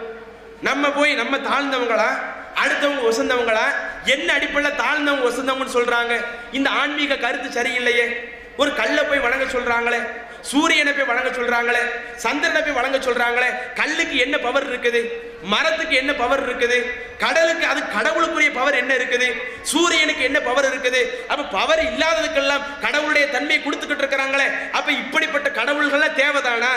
பலவீனத்திற்கு உட்பட்ட கடவுள்கள் தேவைதானா என்று சொல்லி இன்றைக்கு ஒரு கூட்டம் என்ன செய்கிறார்கள், கடவுள் மறுப்பு கொள்கைக்கே போய்விட்டார்கள். எந்த அளவிற்கு அவங்கள்ட்ட நம்ம கேள்வி கேட்ட, எப்படி அப்ப நீ பிறந்த? இந்த சமுதாயத்தில் நிறைய மக்கள் இருக்கிறாங்களே, மக்கள் எப்படி பிறந்தாங்க? இந்த உலகம் எப்படி படைக்கப்பட்டது என்று கேட்டால் எல்லாம் சொல்லுவாங்க, எல்லாம் இயற்கை தான். நம்ம பிறந்தது இயற்கை, ஒரு மரம் வளர்றது இயற்கை, மழை பெய்கிறது இயற்கை, பூமி சுத்துறது இயற்கை, பூமி உருவானது இயற்கை, எல்லாமே இயற்கை இயற்கை இயற்கைன்னு சொல்லி செய்வாங்க. இயற்கையவே காரணமாக வைத்து கடவுள் என்ற ஒன்றே கிடையாது. மதம் என்பது அது மனிதனுடைய மூளையை மழுங்கடிக்க செய்கிறது என்று சொல்லி ஒட்டுமொத்த ஆன்மீகங்களையுமே அவர்கள் புறக்கணிக்கிறார்கள். அப்படி புறக்கணிக்கக்கூடிய அந்த ஆன்மீகவாதிகள் இருக்கிறார்களே, கடவுளை இல்லை என்று சொல்லக்கூடிய ஆன்மீகவாதிகள், நாத்திகர்கள், அந்த நாத்திகருடைய கொள்கை எல்லாம் ஓட ஓட விரட்டக்கூடிய அளவிற்கு கூட அல்லாஹ் தன்னுடைய திருமறையில அற்புதமான விஞ்ஞான கருத்துக்கள் சொல்லி, இதை சிந்திச்சு பாரு, நீ மனுஷன் தானே, அறிவியல் இருக்குதானே, பகுத்தறிவு உனக்கு இருக்குதானே, ஓ பகுத்தறிவு பயன்படுத்தி கடவுளை இல்லைன்னு சொல்லக்கூடிய நிலைமைக்கு போறியே, உன்னுடைய பகுத்தறிவை பயன்படுத்தினால் உனக்கு கிடைக்கக்கூடிய விடை, இந்த உலகத்தை அந்த சராசரங்களை படைத்த ஒருவன் இருந்தால்தான் இந்த உலகம் என்பதே படைக்கப்பட்டிருக்கும் என்பதை நிரூபிக்கக்கூடிய அளவிற்கு அல்லாஹ் தஆலா நிறைய விஞ்ஞான கருத்துக்களை கூட தன்னுடைய திருமறையில் சொல்லுகிறான். இந்த விஞ்ஞான கருத்துக்களை நாம் வைத்து நாத்திகரோட விவாத களத்தில் சந்திச்சோம். ஆட்கள் வந்தாங்க, மற்ற ஆட்கள் எல்லாம் பயந்து ஓடும் பொழுது நாத்திகங்களா அவங்க நிறைய குறுக்கு கேள்வி கேட்பாங்க, அறிவுபூர்வமா கேட்பாங்க.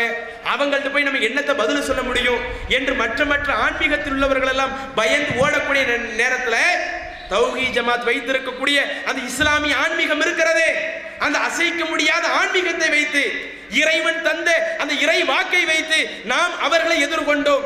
எவர்கள் இந்த உலகம் இயற்கையாக உருவானது என்று சொன்னார்களோ அவர்களுடைய நாவிலிருந்தே இந்த உலகம் எல்லாம் இயற்கையாக உருவாகல, அதற்குன்னு ஒரு சக்தி இருந்தால் தான் உருவாகி இருக்க முடியும் என்ற சக்தின்னு சொல்லிக்கிடுவாங்க. நம்ம அதுக்கு கடவுள்னு சொல்லுவோம், ஒரு இறைவன் சொல்லுவோம், அந்த இறைவன் செஞ்சான்னு சொல்லுவோம். அவர்கள் அதை மறுத்தார்களே தவிர ஆனால் கண்டிப்பா ஒரு சக்தி இருக்குது என்று அவர்களே ஒரு முடிவுக்கு வந்தார்கள். அந்த அளவிற்கு நாம் ஒரு கருத்தை வச்சோம். என்ன கருத்து? இந்த பூமி தோன்றிய ஒரு கருத்து. இந்த பூமி எப்படி தோன்றுச்சு? சில ஆட்கள் சொல்லுவாங்க, அந்த பூமி அது அப்படி தோன்றுச்சு, இப்படி தோன்றுச்சு, இப்படி பரிணாமாச்சு, அப்படி பரிணாமாச்சு என்றெல்லாம் பல கருத்தை சொல்லுவார்கள். ஆனா சயின்ஸ்ல சொல்றாங்க, இந்த பூமி தோன்றுதுன்னு சொன்ன இந்த பூமியா இருக்கட்டும், சூரியனா இருக்கட்டும், சந்திரனா இருக்கட்டும், எல்லாமே பெருவெடிப்பு கொள்கையின் மூலமாகத்தான் தோன்றியது. அந்த பெருவெடிப்பு கொள்கை ஆங்கிலத்தில் பிக் பேங் தியரின்னு சொல்லுவாங்க. அந்த பிக் பேங் தியரி ஏற்பட்டதுனால தான் இந்த பூமியே தோன்றியது. பிக் பேங் தியரினா என்ன? பெருவெடிப்பு கொள்கைனா என்ன? நம்ம இப்ப இருக்கிறோம் இந்த பெரிய பூமி, இந்த பூமி, வானங்கள், எல்லா கோள்கள் எல்லாமே ஒரு சின்ன பொருளுக்குள்ளதான் இருந்துச்சு. ஒரு சின்ன பொருளுக்குள்ள இருக்கும் பொழுது அந்த பொருளில் ஒரு பெரிய வெடிப்பு ஏற்படுகிறது. வெடிப்பு ஏற்பட்டு அது அப்படியே சிதறுகிறது. ஒரு சின்ன பொருளா இருந்தது, வானம், பூமி, சூரிய, சந்திரன் எல்லா கோள்களுமே ஒரு சின்ன பொருளுக்குள்ள இருந்தது.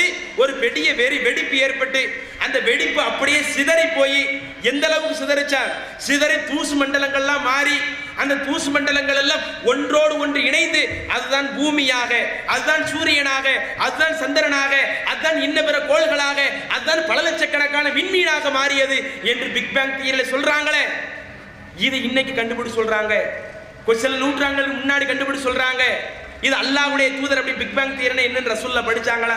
ஆனா அல்லாஹ் என்ன செய்யறான்? தன்னுடைய தூதருடைய நாவின் மூலம் அந்த கருத்தை வெளிவர வைக்கிறான். 21வது அத்தியாயத்துல 30வது வசனத்துல அல்லாஹ் சொல்லி காட்டுகிறான், அவலம் யரல்லதீன கஃபரு, இறைவனை மறுக்கிறார்களே, அந்த இறைவனை மறுக்கக்கூடியவர்கள் அவர்கள் சிந்திச்சு பார்க்க வேண்டாமா? அல்லாஹ் அந்த வசனத்தை ஆரம்பிக்கும் பொழுதே எப்படி ஆரம்பிக்கிறான்? இன்னைக்கு நாத்திக கொள்கை பேசக்கூடியவங்களுக்கு அந்த வசனத்தை ஆரம்பிக்கிறான். ஏன்னா அவங்க தானே கடவுளை மறுத்துக்கிட்டு இருக்காங்க, கடவுளை இல்லைன்னு சொல்லிக்கிட்டு இருக்காங்க. மனுஷ குரங்குல இருந்து வந்தா, அப்படி வந்தா, இப்படி வந்தா, இவங்க தானே சொல்லிக்கிட்டு இருக்காங்க. இப்படிப்பட்ட மக்களுக்கு அல்லாஹ் சொல்லுகிறான், அவலம் யல்லதீன கஃபரு, அந்த கடவுளை மறுக்கக்கூடியவர்கள் அவர்கள் சிந்தித்து பார்க்க வேண்டாமா? இன்ன சமாவாதி வல் அர்த, வானங்களும் பூமியும் காணத்தா ரத்துகா, அந்த ரெண்டும் ஒன்றோடு ஒன்று ஒட்டி இருந்தது. இந்த வானங்களும் பூமியும் ஒன்றோடு ஒன்று ஒட்டி இருந்தது. ஃபஃபதக்னாஹுமா, நாம் தான் அந்த இரண்டையும் பிரித்தோம். இது அவங்க அறிய வேண்டாமா? எல்லாம் ஒன்னா தானமா இருந்துச்சு, எல்லா கோள்களும் ஒன்னா தானே இருந்துச்சு. நம்ம தானே ஒரு வெடிப்பை ஏற்படுத்தி, ஒரு பெரிய வெடிப்பை ஏற்படுத்தி, ஒரு பிக் பேங்கை ஏற்படுத்தி நம்ம அந்த வானத்தையும் பூமியும் பிரிச்சோமே. இது அந்த இறைவனை மறுக்கக்கூடியவங்க சிந்திச்சு பார்க்க வேண்டாமா என்று அல்லாஹ் தஆலா ஒரு இடத்துல பேசுகிறான். அதே போல 41வது அத்தியாயத்துல 11வது வசனத்துல அல்லாஹ் சொல்லி காட்டுகிறான், அப்படி பெருவெடிப்பு கொள்கை ஏற்பட்ட உடனே அப்படி தூசியா வந்துச்சுன்னு சொன்னேன்ல, அந்த வந்த தூசி தான் ஒரு தனித்தனி மண்டலங்களாக, தனித்தனி குழுக்களாக அது சேருகிறது. அப்படி சேர்ந்த குழுக்கள் தான் வானங்களாக, பூமியாக, இன்ன பிற கோள்களாக, லட்சக்கணக்கான விண்மீன்களாக மாறியதாக அறிவியல் சொல்லுகிறது. அதை பற்றியும் அல்லாஹ் சொல்லுகிறான், சும்மஸ்தவா இல சமா, நாம் வானத்திற்கு கட்டளையிட்டோம். அது அப்படியே பூமியை தூசியா இருக்கும் பொழுது நாம் வானத்திற்கு கட்டளையிட்டோம். வகிய துகான், அவைகள் எல்லாம் தூசியாக இருக்கும் நிலையில் நீங்கள் எல்லாம் ஒன்றோடு ஒன்று சேர்ந்து விடுங்கள், ஒரு தனி வானமாக இருந்து விடுங்கள் என்று நாம் வானத்திற்கு கட்டளையிட்டோம். வானம் சேர்ந்தது. அதே மாதிரி பூமிக்கு எல்லாம் கட்டளை போடுறான், பூமி சேருது. சூரியனுக்கு எல்லாம் கட்டளை போடுறான், அந்த தூசிகள் எல்லாம் சேர்ந்து சூரியனாக மாறுகிறது. இப்படி எல்லா கோள்களும் உருவாக்குவதற்கு அந்த தூசி மண்டலம் காரணம். அந்த தூசி மண்டலத்தை இறைவன் தான் அப்படி உருவாக்க சொல்லி ஒரு உத்தரவு பிறப்பித்தான் என்று சொல்லக்கூடிய ஒரு செய்தியை நம்ம குர்ஆன்ல பார்க்கிறோம். அப்ப எந்த அளவுக்கு ஒத்து போகுது பாத்தீங்களா? நம்ம கையில வைத்திருக்கக்கூடிய அந்த அருள்மறை குர்ஆன் இன்றைக்கு பிக் பேங் தியரியை கூட, அந்த உலகம் உருவான அந்த வரலாறை கூட அழகாக படம் பிடித்து காட்டக்கூடிய அளவிற்கு அல்லாஹ் ஆக்கி தந்திருக்கிறானா இல்லையா? இது எப்படி ஒரு சாதாரண மனிதனுடைய நாவிலிருந்து இந்த வார்த்தை வரும்? ஒரு சாதாரண மனிதன் இன்னைக்கு நம்ம கூட சயின்ஸை படிக்கலன்னு வைங்க, நம்மளால சொல்ல முடியுமா? அப்போ உண்மையிலேயே இது இறைவனுடைய வார்த்தையாக இருந்தால்தான் இந்த வார்த்தை இன்றைக்கு அப்படியே உண்மைப்படுத்தப்பட்டு இருக்குது. இது ஒரு செய்தியா? அடுத்து இன்னும் சில செய்திகள் வருகிறது. இன்னைக்கு மனுஷன் இங்க இருந்து வானத்துக்கு மேல எவ்வளவோ பல லட்சம் மைல் கணக்கில் போயிட்டான், சந்திரனுக்கு போயிட்டு வந்துட்டு சொல்றான். அதே மாதிரி செவ்வாய் கிரகத்துக்கு நாங்கள் என்ன செய்யறோம், போக போறோம், இன்னும் கொஞ்ச நாள்ல போயிருவோம் என்ற அளவுக்கு என்ன செய்யறாங்க மனிதர்கள் பல்வேறு கருத்து சொல்றாங்க. இப்படி வானத்துக்கு மேல, பூமியில இருந்து வானத்துக்காக எவ்வளவு லட்சக்கணக்கில் மனுஷன் போறான். இப்படி போகக்கூடிய மனுஷனால பூமிக்கு கீழே எவ்வளவு தூரம் போக முடிஞ்சிச்சு? வானத்துக்கு மேல ராக்கெட்ல போறான், ஹெலிகாப்டர்ல போறான், கண்டதுலயும் போறான். இப்படி போகக்கூடிய மனுஷன் பூமி கீழே அவனால அதிக தூரம் போக முடிஞ்சிச்சா? இன்றைக்கு இந்த உலகத்திலேயே மிகப்பெரிய மலையாக இருக்கக்கூடிய எவரெஸ்ட் சிகரம் இருக்குது இல்ல, அந்த எவரெஸ்ட் சிகரத்தை கூட எட்டக்கூடிய அளவிற்கு மனிதன் பூமிக்கு அடியில போயிருக்கிறான. அந்த எவரெஸ்ட் சிகரத்தினுடைய அளவு எவ்வளவு? அது துல்லியமா சொல்லும் பொழுது ஏறத்தாழ ஒரு 9 கிலோமீட்டர் இருக்குன்னு சொல்றாங்க. அந்த 9 கிலோமீட்டர் அளவு இன்றைக்கு உலகத்திலே மிகப்பெரிய ஒரு மலை இருக்கிறது. சரி, அந்த மலையினுடைய தூரத்திற்காவது மனிதன் பூமி கீழே போயிருக்கானா? மேல போகிறதுக்கு பல்வேறு ஆற்றலை பயன்படுத்தி போனானே, போன மனிதனால் பூமிக்கு கீழே போக முடியல. ஏன் போக முடியல? என்னதான் முயற்சி பண்ணட்டுமே, இல்ல நாங்கெல்லாம் போயிருவோங்க. சமீபத்தில் புதிய தலைமுறையில் 10ஆம் தேதி, இந்த 11வது மாசம் 10ஆம் தேதி ஒரு செய்தி ஒன்று வெளியிட்டாங்க. வானத்துக்கெல்லாம் போன மனுஷன், பல்வேறு கோள்களுக்கெல்லாம் போயிட்டு வரணும்னு ஆசைப்படக்கூடிய மனுஷன் பூமிக்கு கீழே போன தூரமே வெறும் 2.2 கிலோமீட்டர் தான். ஏறத்தாழ அவன் என்ன செஞ்சிருக்கிறானா 2 கிலோமீட்டர் அளவு தான் பூமியை உள்ள தோண்டி மனுஷன் உள்ள போயிருக்கிறான். அதை தாண்டி மனுஷனால போக முடியல என்று சொல்லி ஒரு செய்தி ஒன்று ஒளிபரப்பு பண்ணாங்க. அப்படி ஒளிபரப்பு பண்ணிட்டு அதில் கடைசி இன்னொரு தகவலும் வச்சாங்க. அமெரிக்காவில் உள்ள சில ஆட்கள், ஐரோப்பாவில் உள்ள சில ஆட்கள், இங்கிலாந்தில் உள்ள சில ஆட்கள் எல்லாரும் ஒன்று சேர்ந்து இன்னொரு குழு அமைத்து நம்ம இன்னும் அதுக்கு கீழே ஆழமா போகணும். இப்போ 2.2 தான் நம்ம அடியில போயிருக்கோம் பூமிக்குள்ள, இன்னும் ஆழமா போகணும். அதற்குன்னு சொல்லி ஒரு குழு அமைத்து அதற்காக ஏறத்தாழ 60,000 கோடி ரூபாய் கூட என்ன செய்ய போறாங்களே, செலவிட போறாங்களே. இப்படிப்பட்ட ஒரு தகவல் என்ன செஞ்சாங்க சமீபத்தில் புதிய தலைமுறையோட கூட சொன்னாங்க. அப்ப அதுல அவங்க சொன்ன முக்கியமான தகவல் என்ன, மனுஷன் பூமிக்கு கீழே போறான்னு சொன்னால் இதுவரை போயிருக்கக்கூடிய தூரமே வெறும் 2.2 கிலோமீட்டர் தான். ஏன் அதை தாண்டி போக முடியல? அல்லாஹ் தன்னுடைய திருமறை அப்படியே சொல்லிட்டான். எப்படி சொல்லி 17வது அத்தியாயத்துல 37வது வசனத்தில் அல்லாஹ் சொல்லும் பொழுது, வலா தம்ஷி ஃபில் அர்தி மரஹா, நீ இந்த பூமியில கருவத்தோடு நடக்காத. அல்லாஹ் தஆலா இதை எச்சரிக்கிறான். இந்த பூமியில நடக்கிறதா இருந்தா பணிவா நடந்து போ, அன்பான முறையில் நடந்து போ. அடுத்தவங்களை பார்த்த நம்ம ஒரு பெரிய ஆளு என்று நம்மளுடைய பகட்டை வெளிப்படுத்துற மாதிரி நீ இந்த பூமியில் நடந்து போகாத என்று அல்லாஹ் சொல்லும் பொழுது, இதுக்கு தான் அல்லாஹ் ஒரு உதாரணம் சொல்றான். சரி, நீ கருவத்தோடு நடக்க ஆசைப்படுறல்ல, பெருமை அடிக்க நீ ஆசைப்படுறல்ல, இப்படி நீ கருவத்தோடு நடக்க ஆசைப்பட்டா ஒன்னால செஞ்சு முடிஞ்சிரு பார்ப்போம் என்று அல்லாஹ் என்ன செய்கிறான், இதை ஒரு சவாலாக வைக்கிறான். எதை சவால்?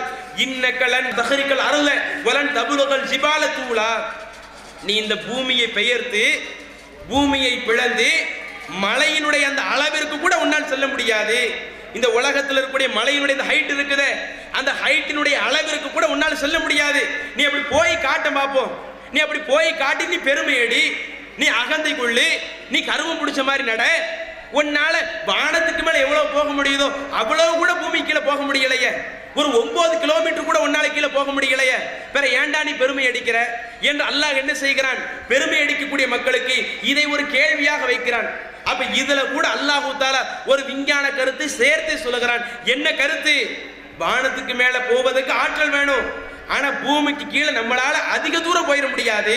ஒரு மலையினுடைய தூரத்துல கூட நம்மால் போக முடியாது என்ற அளவுக்கு சொல்லி வச்சுட்டாங்களே. இன்றைக்கு இதுல சில இடங்கள்ல முயற்சி கூட பண்ணி பார்த்துருக்கிறாங்க. எந்த அளவுக்கு முயற்சி பண்ணியிருக்கிறாங்க, இதுல கூட இணையதளத்தில் சில தகவல் வெளியிடுறாங்க. உலகத்திலேயே ரொம்ப அதிகமாக பூமிக்கு கீழே சுரங்கம் தோண்டி போனது எந்த சுரங்கம், அதிக ஆழத்தில் இருக்கக்கூடிய சுரங்கம் எது என்ற அந்த சுரங்கத்தினுடைய அந்த அளவு என்ன செய்யறாங்க, அளவிடுறாங்க. அப்படி அளவிட்டு பார்த்தாங்கன்னு சொன்னா தென்னாப்பிரிக்காவில் இருக்கக்கூடிய டிரான்ஸ்வால் பாக்ஸ் பார்க் சொல்லக்கூடிய ஒரு இடத்துல ஒரு மிகப்பெரிய ஒரு சுரங்கம் இருக்குது.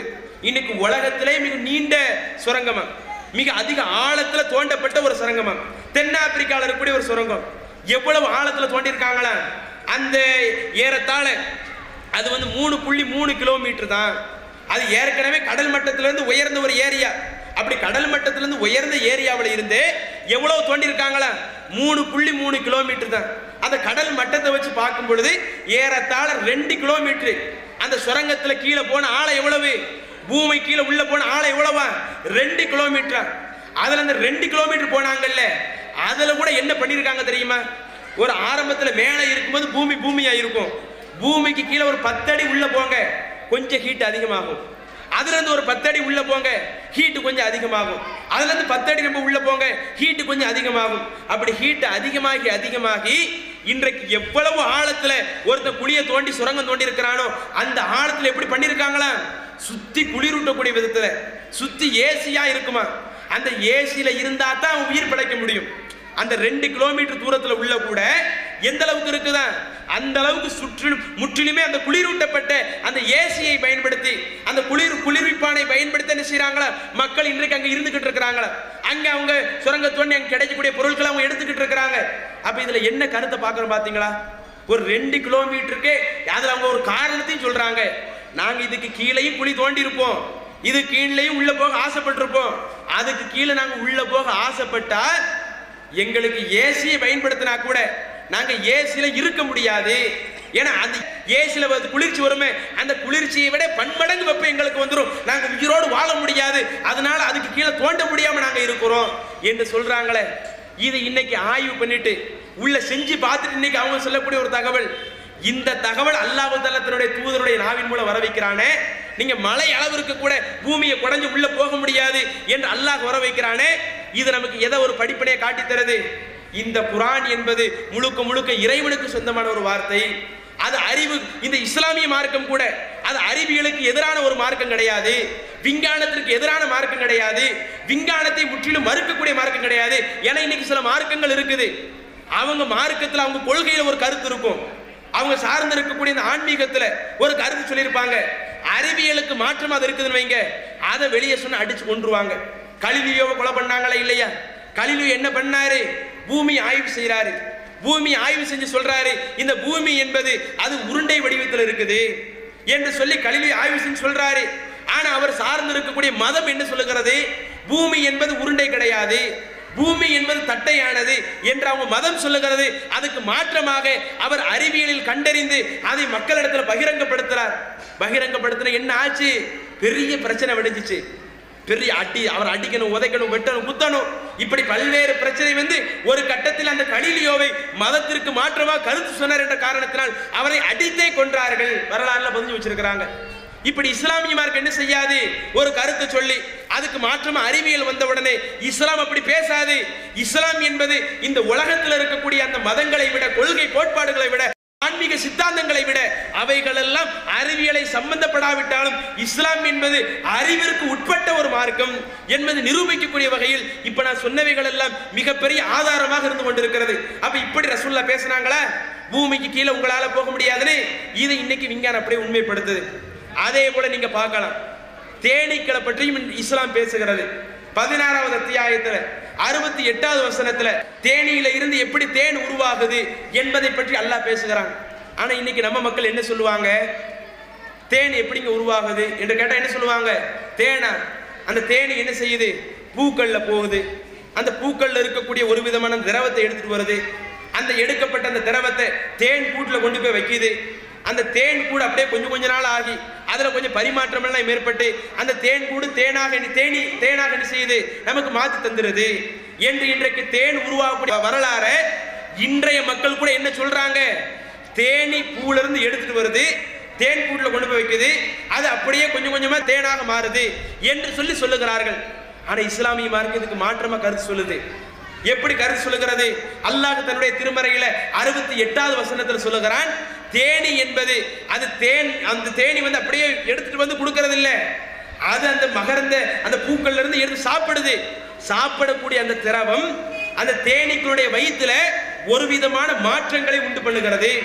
தேனீக்களுடைய வயிற்றுல மாற்றம் உண்டு பண்ணி தேனி என்ன செய்கிறது? அதை வெளியிடுகிறது.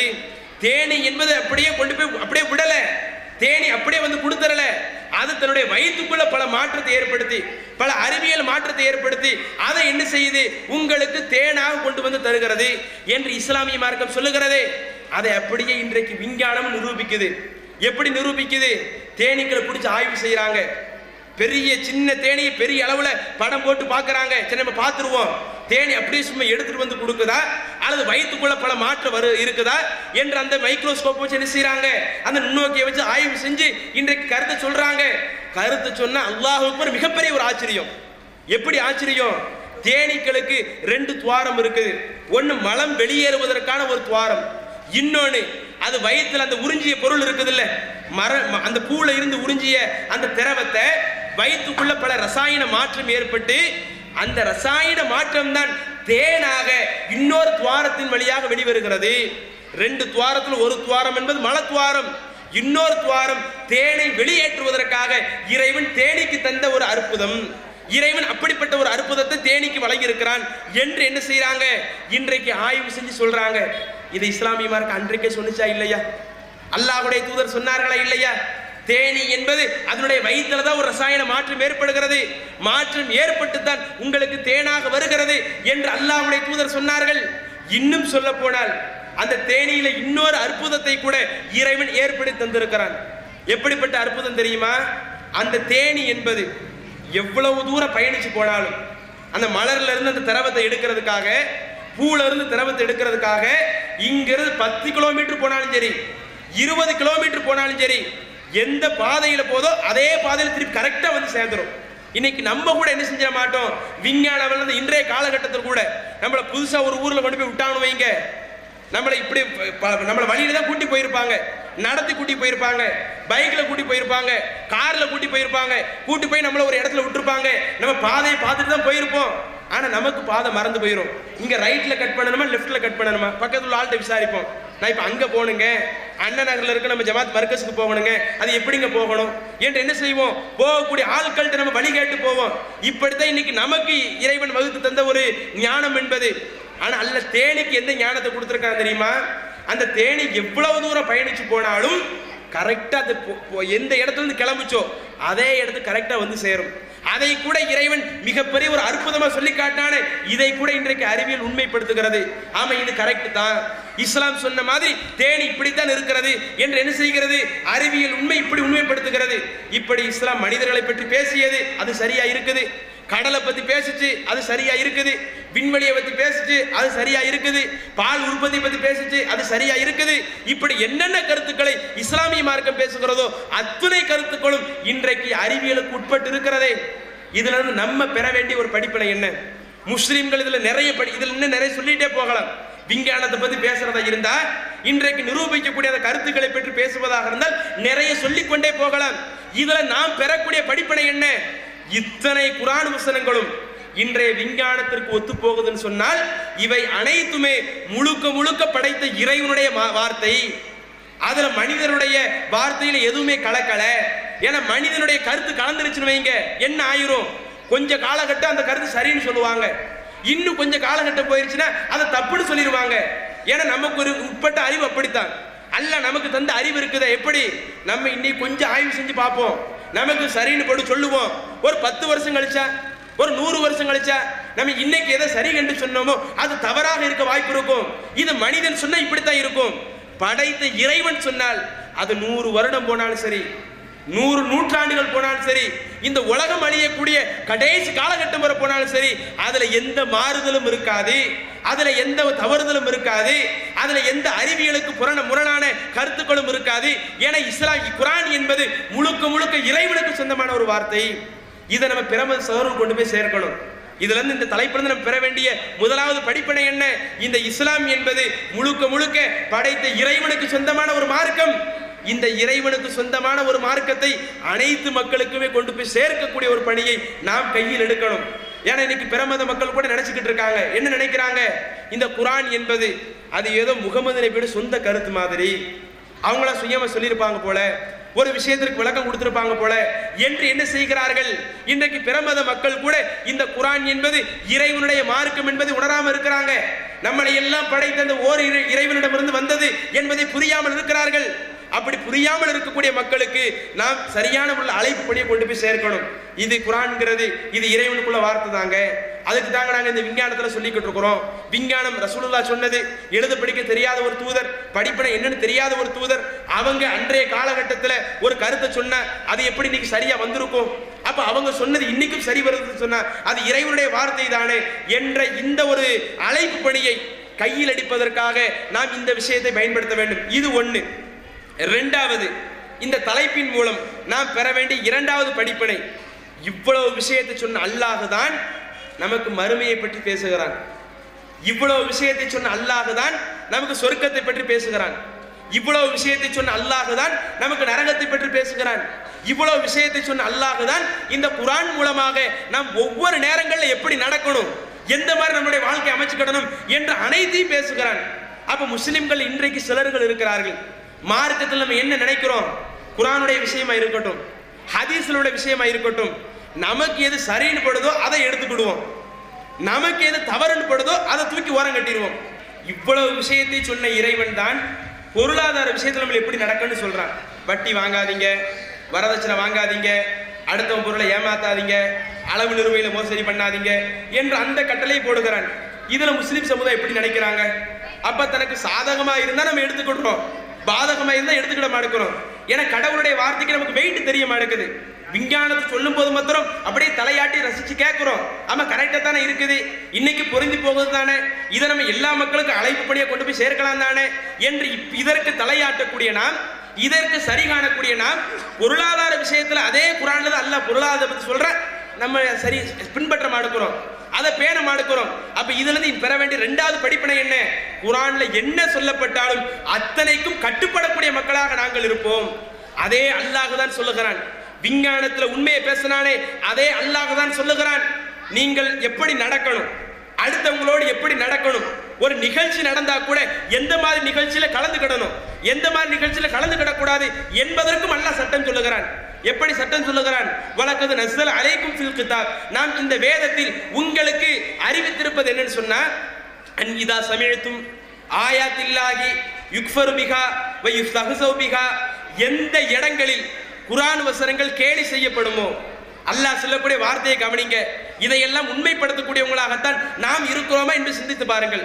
அல்லாஹ் சொல்லுகிறான், எந்த இடங்களில் குர்ஆன் வசனங்கள் கேலி செய்யப்படுகிறதோ, வயுஸ்தஹஸு பிஹா, குர்ஆன் வசனங்கள் பரிகாசம் செய்யப்படுகிறதோ, ஃபலா தக்உது மஅஹும், நீங்கள் அந்த இடத்தில் அமராதீர்கள். உங்களுக்கும் அந்த இடத்துக்கும் சம்பந்தம் இல்லைன்னு ஒதுங்கி நின்றுங்க, எனக்கும் அந்த காரியத்துக்கும் சம்பந்தம் இல்லைன்னு ஒதுங்கி நின்றுங்க என்று அல்லாஹ் சொல்லிவிட்டு அதற்கு ஒரு அளவுகளையும் சொல்லி காட்டுகிறான். எதுவரை? ஹத்தா யகூலு ஹதீஸின் அன் கைரிஹி, அவர்கள் அது அல்லாத ஒரு காரியத்தில் ஈடுபடுறவர், தப்பு பண்ணிக்கிட்டு இருக்காங்கல்ல, தப்பு பண்றவரை நீங்க அவங்களோட அமராதீங்க. எப்போ அவங்க இயல்பான வாழ்க்கைக்கு வர்றாங்களோ அதுக்கு பிறகு நீங்க அவங்களோட போய் சேர்ந்துக்கிடலாம், அவங்களோட போய் நட்புறவு பாராட்டிக்கிடலாம் என்று அதே அல்லாஹ் தானே சொன்ன. விஞ்ஞானத்தை சொன்ன அல்லாஹ் தானே இதையும் நமக்கு சட்டமாக ஆக்கி இருக்கிறான், இதையும் நமக்கு இறக்கி தந்திருக்கிறான். இந்த வசனத்திற்கு உயிரோட்டம் கொடுத்தவர்கள் எத்தனை பேர்?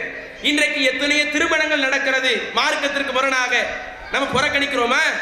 அல்லாஹ் குர்ஆன்ல வசனத்தை இறக்கிட்டார், அல்லாஹ் புறக்கணிக்க சொல்லிட்டான், நான் கல்யாணத்துக்கு வரமாட்டேன், ஏன்னா அதுல பிதஅத் நடக்குது, அதுல கூட்டுத்துவா ஓதுறாங்க, அது பெரிய அளவுல பகட்டுக்காக பண்றாங்க, அதுல ஏழைகள் எல்லாம் புறக்கணிக்கப்பட்டு பணக்காரங்க மாத்திரம் அழைக்கப்பட்டிருக்கிறாங்க, அதுல வரதட்சணை வாங்கப்பட்டிருக்குது, மார்க்கத்தில் என்னென்ன காரியம் அனாச்சாரமாக குறிப்பிடப்பட்டிருக்குதோ அத்துணை காரியம் அதுல நடக்குது, அதனால அந்த கல்யாணத்துக்கு போக மாட்டேன் என்று முடிவெடுக்கக்கூடியவங்க எத்தனை பேரு? நம்ம எவ்வளவு பிரச்சாரம் பண்றோம், ஏகத்துவ பிரச்சாரத்தை கொண்டு போறோம், இப்படி தவறு நடக்கும் போது அதுல போய் கலந்துக்கிடாதீங்க, அதை அப்படியே முற்றிலும் வெறுத்து ஒதுங்குங்க. அது உங்களுடைய குடும்பத்துல யாரா இருந்தாலும் பரவாயில்லை, எவ்வளவு பெரிய ஆளா இருந்தாலும் பரவாயில்லை, எவ்வளவு மதிப்பு மிக்கவங்க அந்த காரியத்தை நடத்தினாலும் பரவாயில்லை, மார்க்கத்துக்கு மாற்றம் என்று இருந்தால் அதுல கலந்துக்கிடாதீங்க என்று நம்ம சொல்லி குர்ஆன் வசனத்தை சொல்லுவோம். ஆனா நம்ம மக்கள் என்ன செய்யறாங்க? கேட்கக்கூடிய மக்கள் என்ன செய்றீங்க? அந்த குர்ஆன் வசனத்துக்கு காது கொடுத்து கேட்கறீங்க, அல்லாஹ் இப்படி சொல்லியிருக்காங்க, வேற வழி இல்லை, எங்க குடும்பத்தினரா போயிட்டாங்க, எங்க சொந்தக்காரங்களா போயிட்டாங்க, அப்ப அந்த விஞ்ஞான வசனத்தில் தவறைக்காத அல்ல, இதுல தவறளிச்சிருப்பான, அறிவுக்கு பொருத்தமற்ற ஒரு விஷயத்தை, நடைமுறைக்கு மாற்றமான ஒரு விஷயத்தை, நடைமுறைக்கு ஒத்து வராத ஒரு விஷயத்தை இறைவன் சட்டமாக்கி இருப்பான. அப்ப அல்லாஹ் ஒரு விஷயத்தை சட்டமாக்குகிறான் என்றால் அது நடைமுறைக்கு சரியாத்தான் வரும், அறிவுக்கு பொருத்தமா தான் இருக்கும். ஆனா இன்னைக்கு நம்ம என்ன செய்யறோம்? அதை அறிவுக்கு பொருத்தமற்ற ஒரு வகையை ஆக்குறோம். இன்னும் எந்த அளவுக்கு அல்லாஹ் சொல்றா பாருங்க. குர்ஆன்ல இந்த வசனத்தை எல்லாம் நம்ம அடிக்கடி நினைச்சுக்கிட்டே இருக்கணும். அல்லாஹ் சொல்றான், லா தஜிது கௌமன் யுமினூன பில்லாஹி வல் யௌமில் ஆகிரி யுவாதுன மன் ஹாத்தல்லாஹு வ ரசூலஹு, யார் இந்த உலகத்தில் அல்லாஹ்வும் அவருடைய தூதரும் பகைக்கக்கூடிய ஒரு காரியத்தை செய்கிறார்களோ, அல்லாஹ் என்ன வார்த்தை போடுறான் பாருங்க. சில காரியத்தை பண்ணாங்கன்னா அல்லாஹ்வே பகைப்பான், சில காரியத்தை செஞ்சாங்கன்னா அல்லாஹ்வுடைய தூதரை பகைப்பாங்க. இப்படி அல்லாஹ்வும் அவன் தூதர் பகைக்கக்கூடிய ஒரு காரியத்தை இந்த உலகத்தில் யார் செய்தாலும் ஒரு நம்பிக்கை கொண்ட ஒரு மனிதன், ஒரு உண்மையான முஸ்லிம், பேரை வச்சு முஸ்லிம் இல்ல, ஆமினா ஃபாத்திமா ஹதீஜா அப்துல்லான்னு பேர் வைக்கிறோமே அது முஸ்லிம்க்கு அளவுகோல் இல்ல. அல்லாஹ் சொல்லக்கூடிய அளவுகோல் என்ன? குர்ஆனில் இறக்கியருடைய வசனத்துல எதை அளவுகோலா சொல்லி காட்டுறான்? அல்லாஹ்வும் அவன் தூதரும் பகைக்கக்கூடிய ஒரு காரியத்தை நீங்கள் யாரேனும் செய்வதை நீங்கள் பார்த்தால் அவங்களோடு நீங்கள் தோழமை கொள்ளாதீர்கள். யார் அவங்களோடு தோழமை கொள்ளாமல் இருக்கிறார்களோ அவர்கள் தான் ஈமான் கொண்ட மக்கள். நபியே, நீங்கள் கூட ஈமான் கொண்ட மக்களை இப்படிதான் பாப்பீங்க, அப்படியே எகைன்ஸ்டா இருப்பாங்க. மார்க்கத்துக்கு மாற்றம் வந்துருச்சுன்னா நெருப்பு மாதிரி நிற்பாங்க. எனக்கும் அந்த காரியத்துக்கு சம்பந்தம் இல்லை, எனக்கும் என் குடும்பத்துக்கு ஒட்டும் இல்லை உறவும் இல்லை என்ற அந்த மார்க்க விஷயத்தில் நிற்பார்கள்.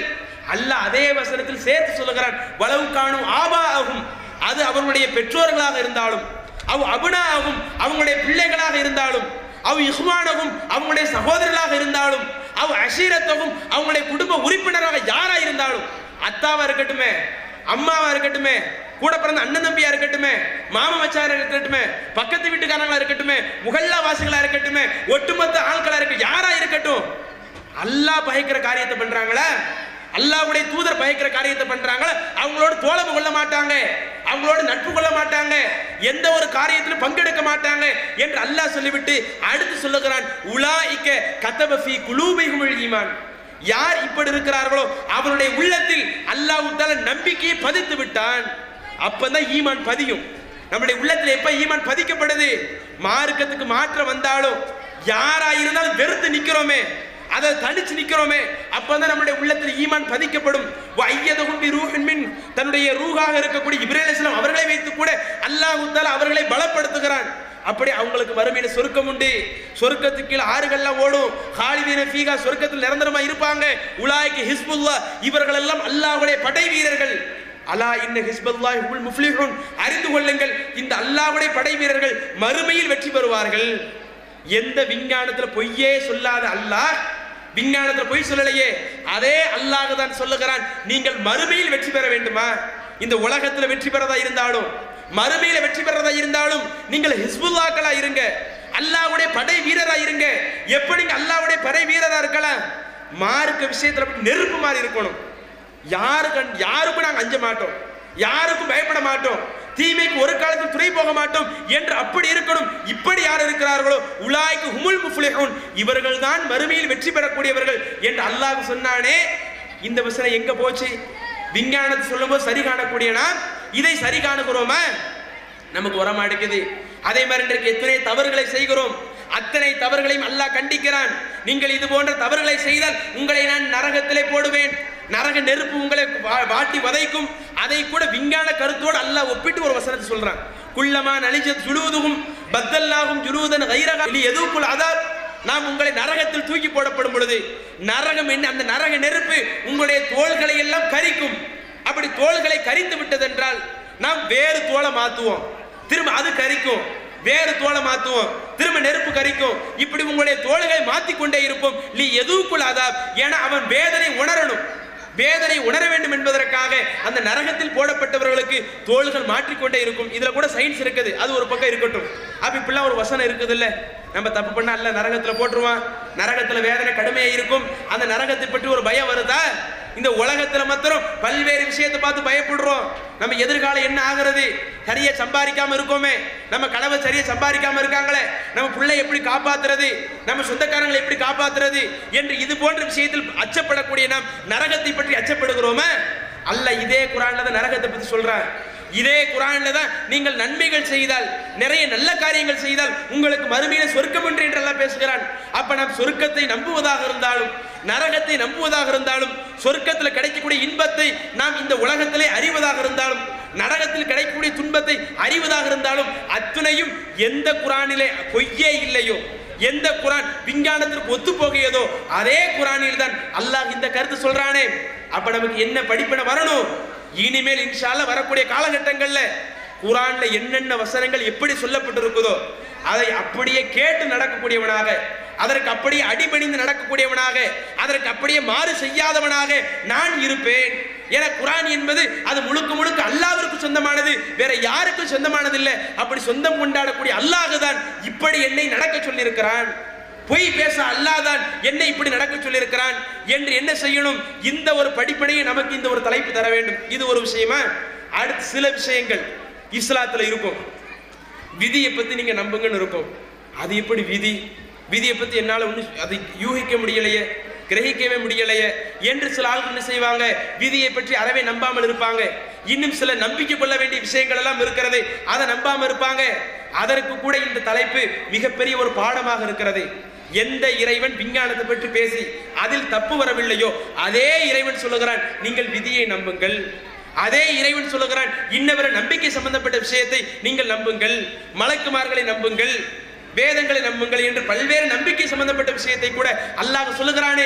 அப்ப இறைவன் சொல்லக்கூடிய அந்த நம்பிக்கையிலையும் எந்த ஒரு தவறு இருக்காது, அதையும் நாம் ஒழுங்காக நம்ப வேண்டும். அதை நம்பினால்தான் நாம் முஸ்லிமாக இருக்க முடியும் என்பதை கூட உணர்த்த வேண்டும். அப்ப இந்த ஒரு தலைப்பு வெறுமனை நமக்கு விஞ்ஞானத்தை மாத்திரம் படிப்பனையாக தராமல் இதில் வேறு என்னென்ன விஷயங்கள் இருக்கிறதோ அத்தனை விஷயங்களையுமே நாம் படிப்பனையாக பெற்று இன்ஷா அல்லாஹ் வரக்கூடிய காலகட்டங்களில் மார்க்கம் சொன்ன அடிப்படையில், குர்ஆன் வழிகாட்டிய அடிப்படையில் நாம் நம்மளுடைய வாழ்க்கை அமைத்துக் கொள்ள வேண்டும். இந்த வழிகாட்டுதலின் பக்கம் ஏனைய மக்களையும் பிரமத சகோதரர்களையும் இந்த இஸ்லாத்தில் இருந்து கொண்டு இந்த வழிகாட்டுதலை யார் புரியாமல் இருக்கிறார்களோ அது போன்ற மக்களையும் இந்த இஸ்லாத்தின்பால் அழைக்கக்கூடியவர்களாக, இந்த இஸ்லாமிய மார்க்கத்தை மேலோங்க செய்யக்கூடியவர்களாக நாம் மாற வேண்டும். ஏனென்றால் இறைவன் தன்னுடைய திருமறையை கூறுகிறான், ஹுவல்லதி அர்ஸல ரசூலக்கும் பில் ஹுதா, இறைவன் தான் தன்னுடைய தூதரை நேரு வழியை கொடுத்து அனுப்பினான். வ தீனில் ஹக், இன்னும் உண்மை மார்க்கத்தையும் கொடுத்து அனுப்பினான். அல்லாஹ் குர்ஆனை கொடுத்து அனுப்பினானே, அதை அல்லாஹ் சொல்லும் பொழுது இந்த குர்ஆன் என்பது நேர்வழி, இந்த குர்ஆன் என்பது உண்மை மார்க்கம், பொய் இல்லாத மார்க்கம் என்று அல்லாஹ் சொல்லிவிட்டு இதை ஏன் தன்னுடைய தூதருக்கு அனுப்ப வேண்டும் என்றால் லி யுதிஹிரஹு அலத்தீனு குல்லிஹி, இந்த தூதர் கொண்டு வந்த கொள்கை, இந்த தூய இஸ்லாமிய நெறி இந்த உலகத்தில் இருக்கக்கூடிய ஏனைய மார்க்கங்களை விட, ஏனைய கொள்கை கோட்பாடுகளை விட, ஏனைய சித்தாந்தங்களை விட மேலோங்க வேண்டும் என்பதற்காகத்தான் ஒரு நேர் வழியையும் உண்மை மார்க்கத்தையும் இறைவன் தன்னுடைய தூதருக்கு தந்தான் என்று அல்லாஹ் சொன்னானே. அப்படி மேலோங்க செய்யக்கூடிய ஒரு வேலையும் நாம் கையில் எடுக்க வேண்டும். இறைவன் இது போன்ற ஒரு பாக்கியத்தை நாம் அனைவருக்கும் தந்தருள்வானாக கூறி நிறைவு செய்கிறேன். அஸ்ஸலாமு அலைக்கும் வரஹ்மத்துல்லாஹி வபரகாத்துஹு. அல்லாஹ்